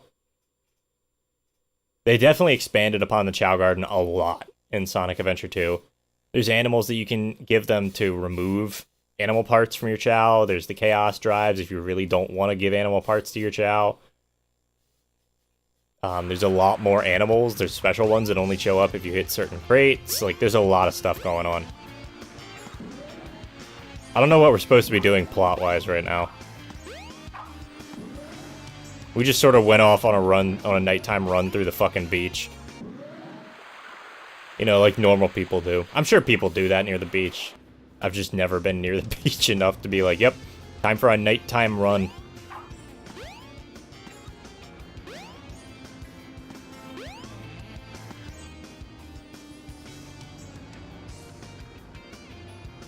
I feel like the reason the PS2 is not talked as much about, as opposed to the GameCube, is more people bought the PS2 for use as a DVD player and not necessarily as a game console. That's a fair argument. I would argue that the PS2 still gets talked about more. It's just in very different circles than you would generally hear about it with the GameCube. Because the GameCube, you're going to hear about it with the people who played Nintendo consoles and appreciate Nintendo consoles a lot more than... as opposed to, like, general retro gamers. A lot of them don't give a shit about the GameCube. Not that they think the GameCube's like a bad console or anything, but the games that they'll play are not really... The games that they'll play, they don't really care as much about the like, the GameCube just doesn't have as many of them. I guess is the best way to put it. There's a box in the way.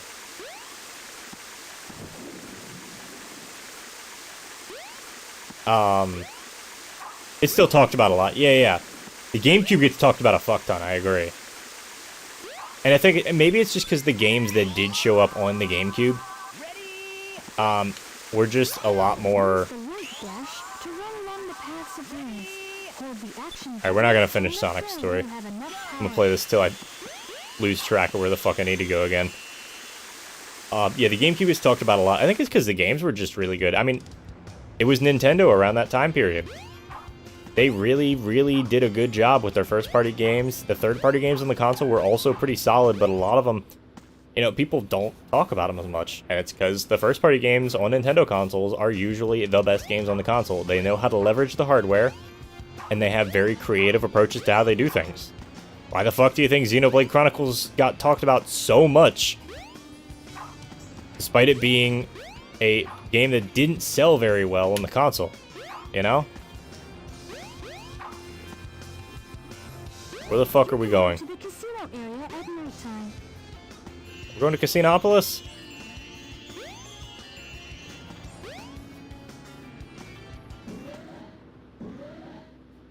Yeah, I mean, that's the thing. It was sort of a hidden gem of a console, which is also why the games are expensive. Because, one, Nintendo games never really lose value. Which is something I will agree with on Donkey. I'll agree with Donkey on that one. Because, like, that's just a fact. Nintendo games do not depreciate in value, like, almost ever.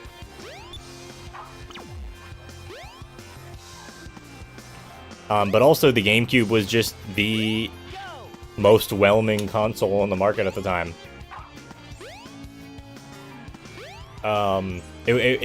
At the time, it was the worst selling console in the generation, I believe. Maybe the Xbox was, but I'm pretty sure that it was the GameCube.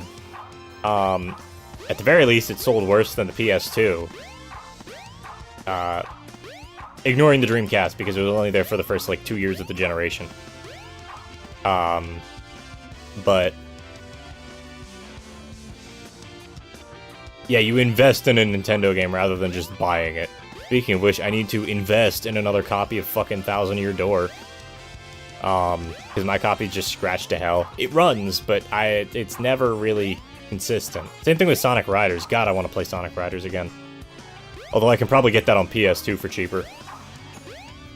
I'm just kind of like jumping around the area right now. That was another weird bug. You hit the X button in midair, completely fucking stops your momentum. And your spin on your jump dash. Or on your jump spin.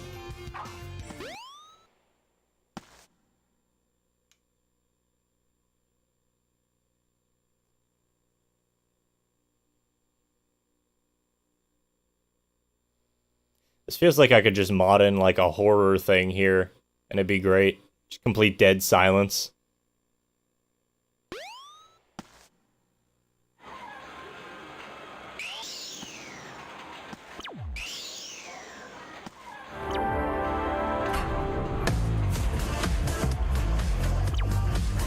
Casinopolis is open, but the only way in is closed. It was in practice more powerful than the PS2. It was easier and more reliable to get the most out of it. On the GameCube, yeah, the PS2 was an extremely powerful piece of hardware, but it was harder to leverage that hardware. But like I was saying, Nintendo games are like extremely creative. They tend to leverage the hardware that they're on well. But yeah, the GameCube is unfortunately an expensive piece of hardware nowadays. Ah, there we go.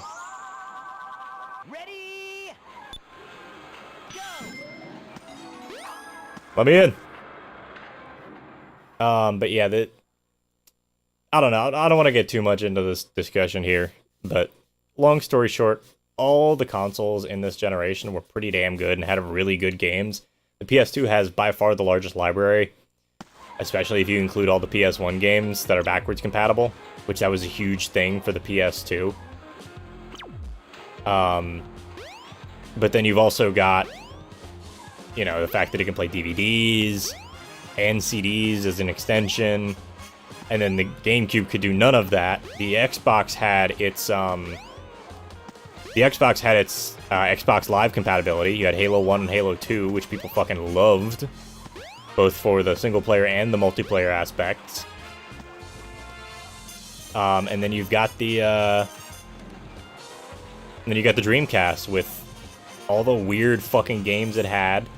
The modem hookup capability, although that probably wasn't the most prevalent feature for most people around the time period, because it wasn't super heavily pushed in a lot of cases too. It was only specific games that really had anything to do with it.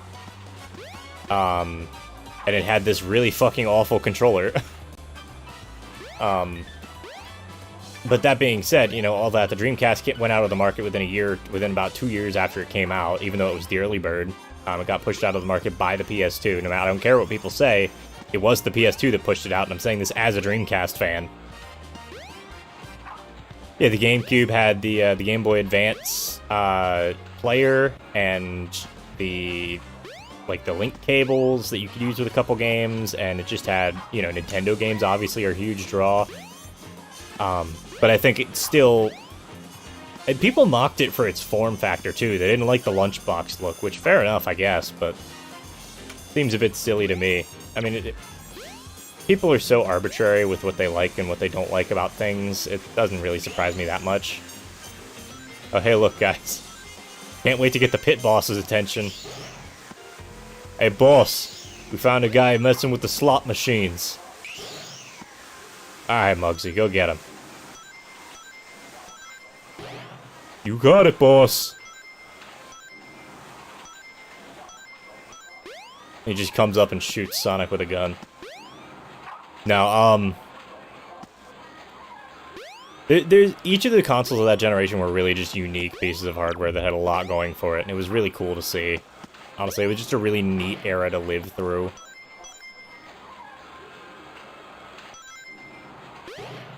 And then even, like, if you go over to PC, like, the PC had its own crazy shit going on. You had, let me see. World of Warcraft, you had RuneScape going on, that's just MMOs. I don't know a ton about the market there. Morrowind. Those 001 cubes are around 60, so it's not too bad. That's not terrible. Honestly, I might pick one up so I can get a HDMI mod on it. Because I really don't want to pay for, The last thing I want to pay for right now is some GameCube component cables, not gonna lie. Anybody who's never, like, looked at GameCube component cable prices... Oh my god! Yes, GameCube is very good. Yeah, it's a nostalgic console, that's the thing. I grew up with it too, that was my console for the generation, but at the same time, I really do appreciate... I forgot this animation existed, but, you know, I mean, like, I got the Dreamcast when I was much older, I got the PS2 when I was much older. The Eon adapter is really good, I can speak. Yeah, I might grab an Eon adapter. There's a couple mods you can do for it, but I think all the consoles of the generation are just phenomenal. I own all of them in some way, shape, or form, and all of them have their own, like, benefits. You know?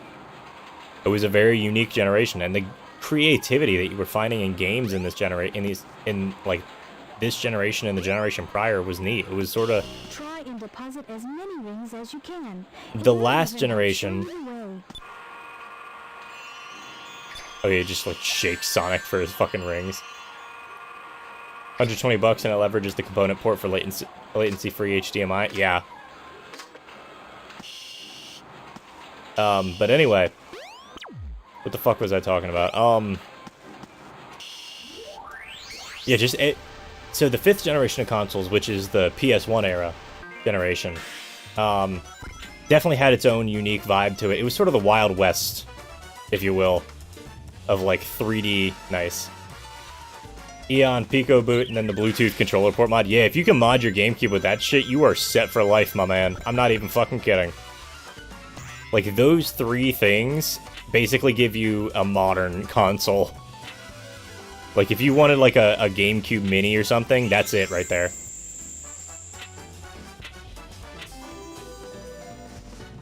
Ringo. I was gonna do a Ringo Starr accent, and I realized I cannot fucking pull that accent off. At least not without hearing a reference first.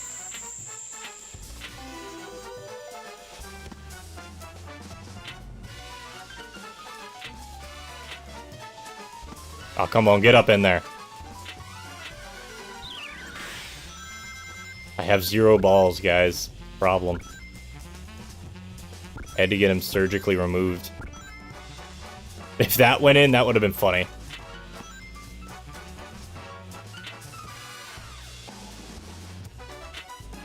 Now, to be fair, I don't actually know how to get this thing, like, moving where I want it to.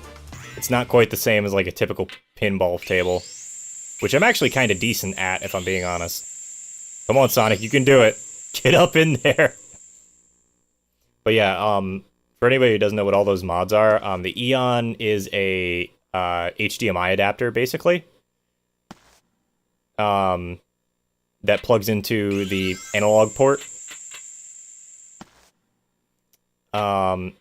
Pico Boot is basically a way to boot certain games a lot easier. And suddenly we're thrown out down here, which is very confusing. But alright then. Give me those rings back, please. Just kidding, guess not. It's so easy to fuck up and lose your rings here.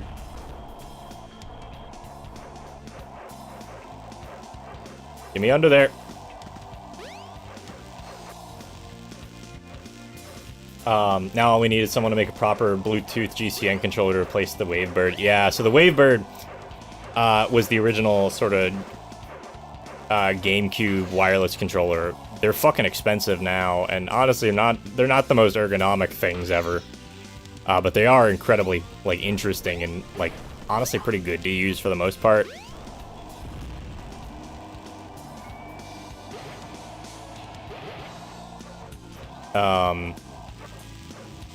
But there's a mod out there that actually lets you use Bluetooth controllers. So that includes Wii remotes, because Wii remotes do run on Bluetooth.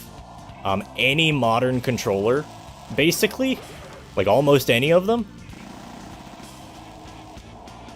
And then we've also got Pico Boot, which is just a better boot solution. It lets you boot a lot of... I don't know exactly what Pico Boot does. I've just seen it mentioned in a couple places, and I'm, like, vaguely familiar with it. Oh, you fucker. I love losing 150 rings. I'm not gambling, I swear. We're just in a casino, and I'm losing money.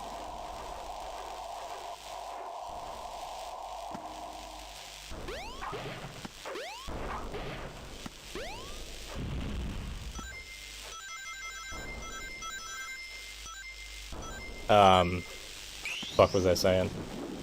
Oh yeah, just like doing full console mods, seeing all these like full console mods that people are making to like recreate or like make consoles like old retro consoles way more playable nowadays is always nuts, and I love it. Okay, game. You win. Walk out of here with no fucking extra money. Alright, sends you out of the showers.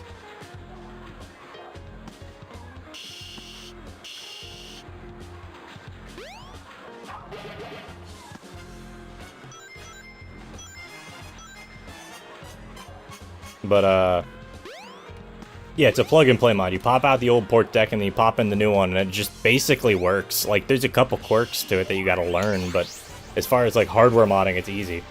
N64 modding. I've never looked into N64 modding, actually. Walker Pierce, what's the recommendations on N64 modding? Oh, there's one that I found recently. There's a, it's not even a mod, it's literally just, if you can take a Raspberry Pi, there's a custom, that was bullshit, but okay.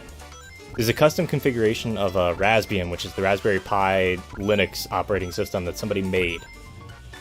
And what they did with it was they made a... This game really just doesn't fucking like me, huh? What they did with it is they set it up so that you're basically... You can use a... You have to use a boot card. You have to use a specific, like, boot method for your PS2, but you can plug it into the Ethernet port on slim PS2s or use the network adapter and the expansion port on fat PS2s. Yeah, I'm not fucking with N64s. I can barely solder as it is. It's not my thing. But there's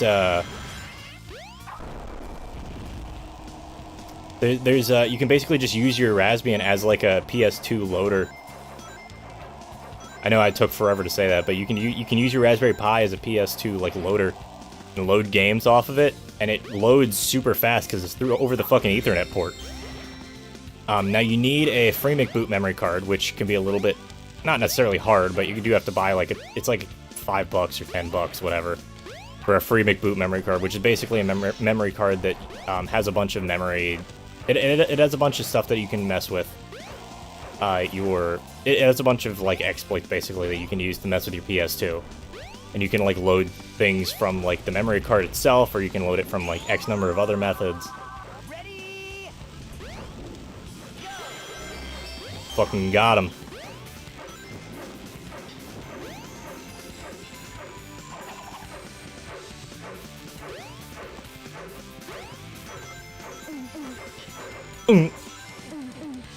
Tails, are you okay? But anyway, like I was saying, there's a bunch of cool shit that people have been doing basically, and I do kind of want to set up the Raspberry Pi one because you bypass the original analog AV out and anti-aliasing chip to get rid of the horrid Vaseline smearing. Oh, yeah, you do a bypass and then set up your own AV chip, so that's a bit of a pain in the ass to solder properly. Because that's like working with like microprocessors and getting leads set in right. It's a pain. But there's plenty of like weird things you can do. Oh, this is the Knights minigame. I don't want to do that. I just want to turn in all the shit that I just got. Sonic Adventure and Pinball. This is the entrance. That's the shower room. So I ran by it, right?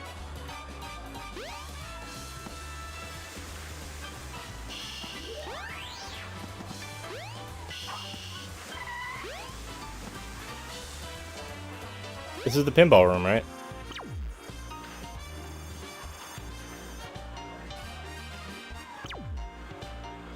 I like how this very legal casino. My God! It's very worth it if you get it done right. Oh yeah, getting clean output, getting clean AV output out of a fucking N64. I've never owned an N64. But yeah, trying to like get clean output out of an N64, I'm aware is a terrible fucking process.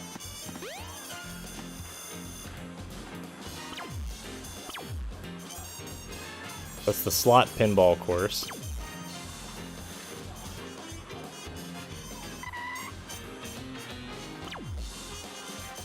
There's the vault. Okay, so that was the vault. I thought it was the exit. That's my bad then. Try and deposit as many rings as you can. It Time may to even shake help Sonic show down you the again. way. But, yeah, I mean, I would really like to... There's a bunch of different things I want to get into, man. And console modding is definitely one of those things. I think it's 300 total that I need. Let's do the Knights course.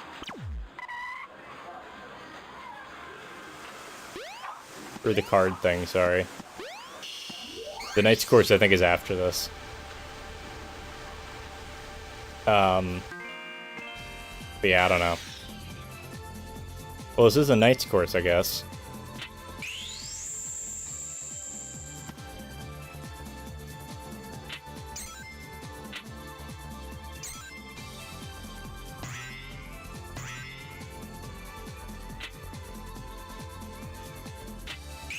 Plus, it can then be toggled on and off, so say if you plug it back up to an old CRT, yeah. That's another thing I would really like at some point. I would like to get, and I can't warrant it right now simply because I don't have the, like, desk space for a fucking CRT monitor. But I would like to get a CRT monitor again and try it out for, like, modern stuff. Like, convert. Like, if I could, like, convert,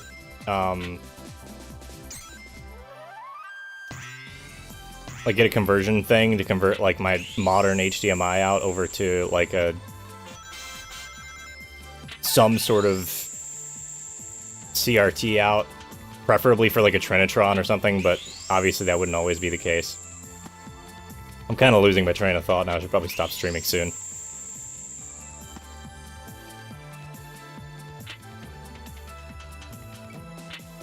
Aw, you fuck. Oh, and you lose the whole hand when you do that. Well, shit. What did I just hit?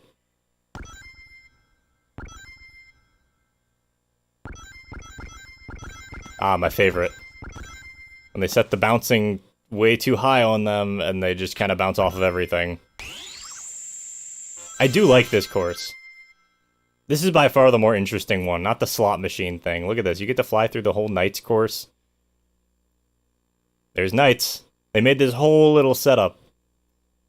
Man, whoever made Knights, they were so proud of that fucking game, and it's kind of just faded off into obscurity. It's kind of sad. Those HD Trinitrons are so nice. Have you actually used one? Walker Pierce? Because I've never used one. I would love to. But ultimately, in this area, it's just a pain in the ass to even get anything. And I don't feel like trying to dig through, like, Craigslist stuff. Although I have thought about it occasionally.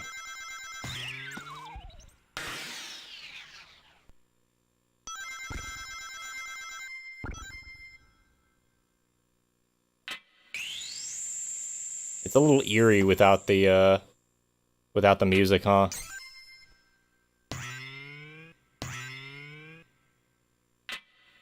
Yeah, the physics here are a little wonky. Shit like that happens. Off into the garbage with you. Alright, back through the garbage.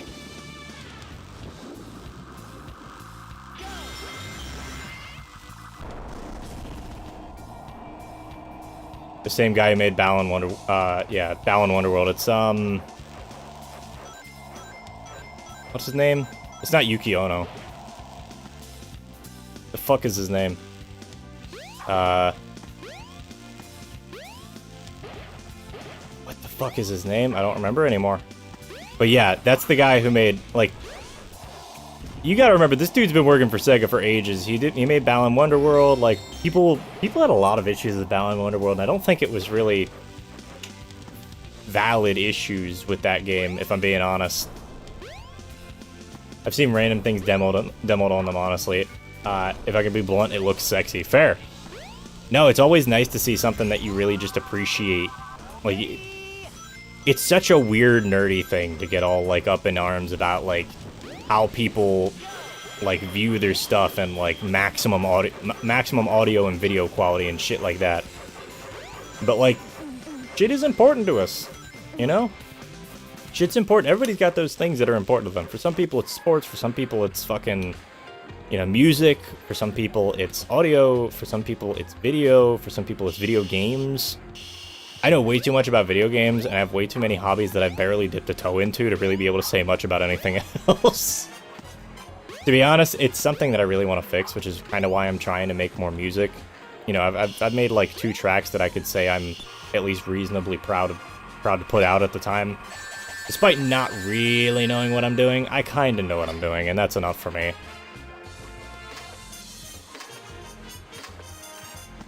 Is it like 1,000? Do we have to hit 1,000 or some shit?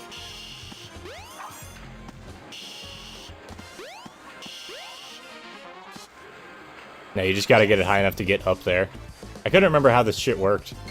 Yeah, not bad.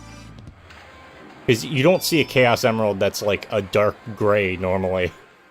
If you see the like the clear one, I'm not even that big of a graphics guy, you know me. Yeah, you can be fine and happy with 3DS graphics, but like there's something unique about CRTs as opposed to LCD displays. And I say specifically LCD displays because OLED displays are looking really good. If they made one in a monitor size, I wouldn't mind picking it up. But the fact is, nobody's making high refresh rate OLED monitors. It's all big-ass 32-inch plus TVs that I really don't want sitting on my desk. I'd like a smaller monitor. That being said, even this 1440p monitor, I really only got it because the color grading on it was good. I don't really care about watching anything higher than, like, 1080p for the most part. Oh, jeez. Jeesh. Amen. I love the word jeesh. I don't know what about it. Also, just the acting there. Ignoring the audio quality issues. The acting, top quality. There's something about that physical phenomenon that CRTs generate. You mean the fucking magnets in the back that, like, make the static on the front of the TV and, like, the high-pitched noise that comes out of them as they start up? Oh, man. What happened to that emerald we just had? I guess Eggman's got one of them, but the other one's safe. That guy must be desperate. That means his 2 to our 1, and that's not good. Come on, Sonic! We That need to weak get busy. Eggman. Yeah, Eggman. Like, there was no attempt there. I will say, I was talking about earlier, I was listening... earlier, I was watching a Bugs Bunny Lost in Time task, and I didn't realize it. So I knew that Mel Blanc had died well before that game was put out. That game was made in 2000, or that game was put out in 2000. The production was probably 1998, 1999, and Mel Blanc died in 1989. So I was like, all right, who the fuck is voicing Bugs Bunny? It's Billy West, aka the guy who voices Fry in Futurama. Everybody say hi to Big. Yeah, just like the experience of using a CRT is just different than using an LED monitor.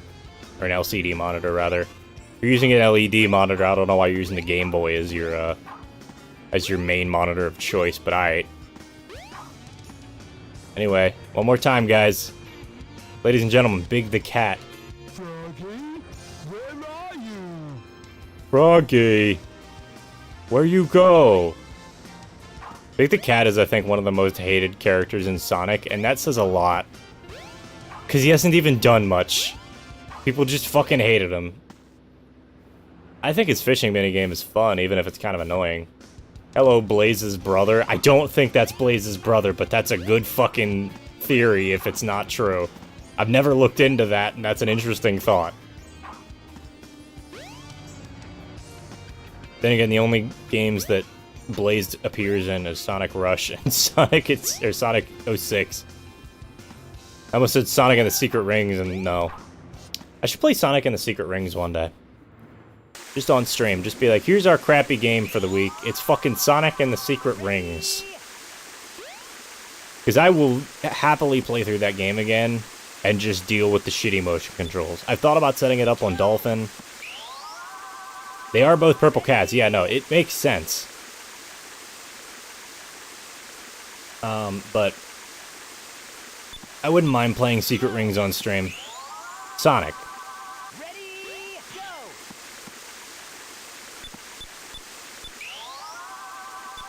Sonic's just gonna be trapped down here in fucking purgatory. There we go.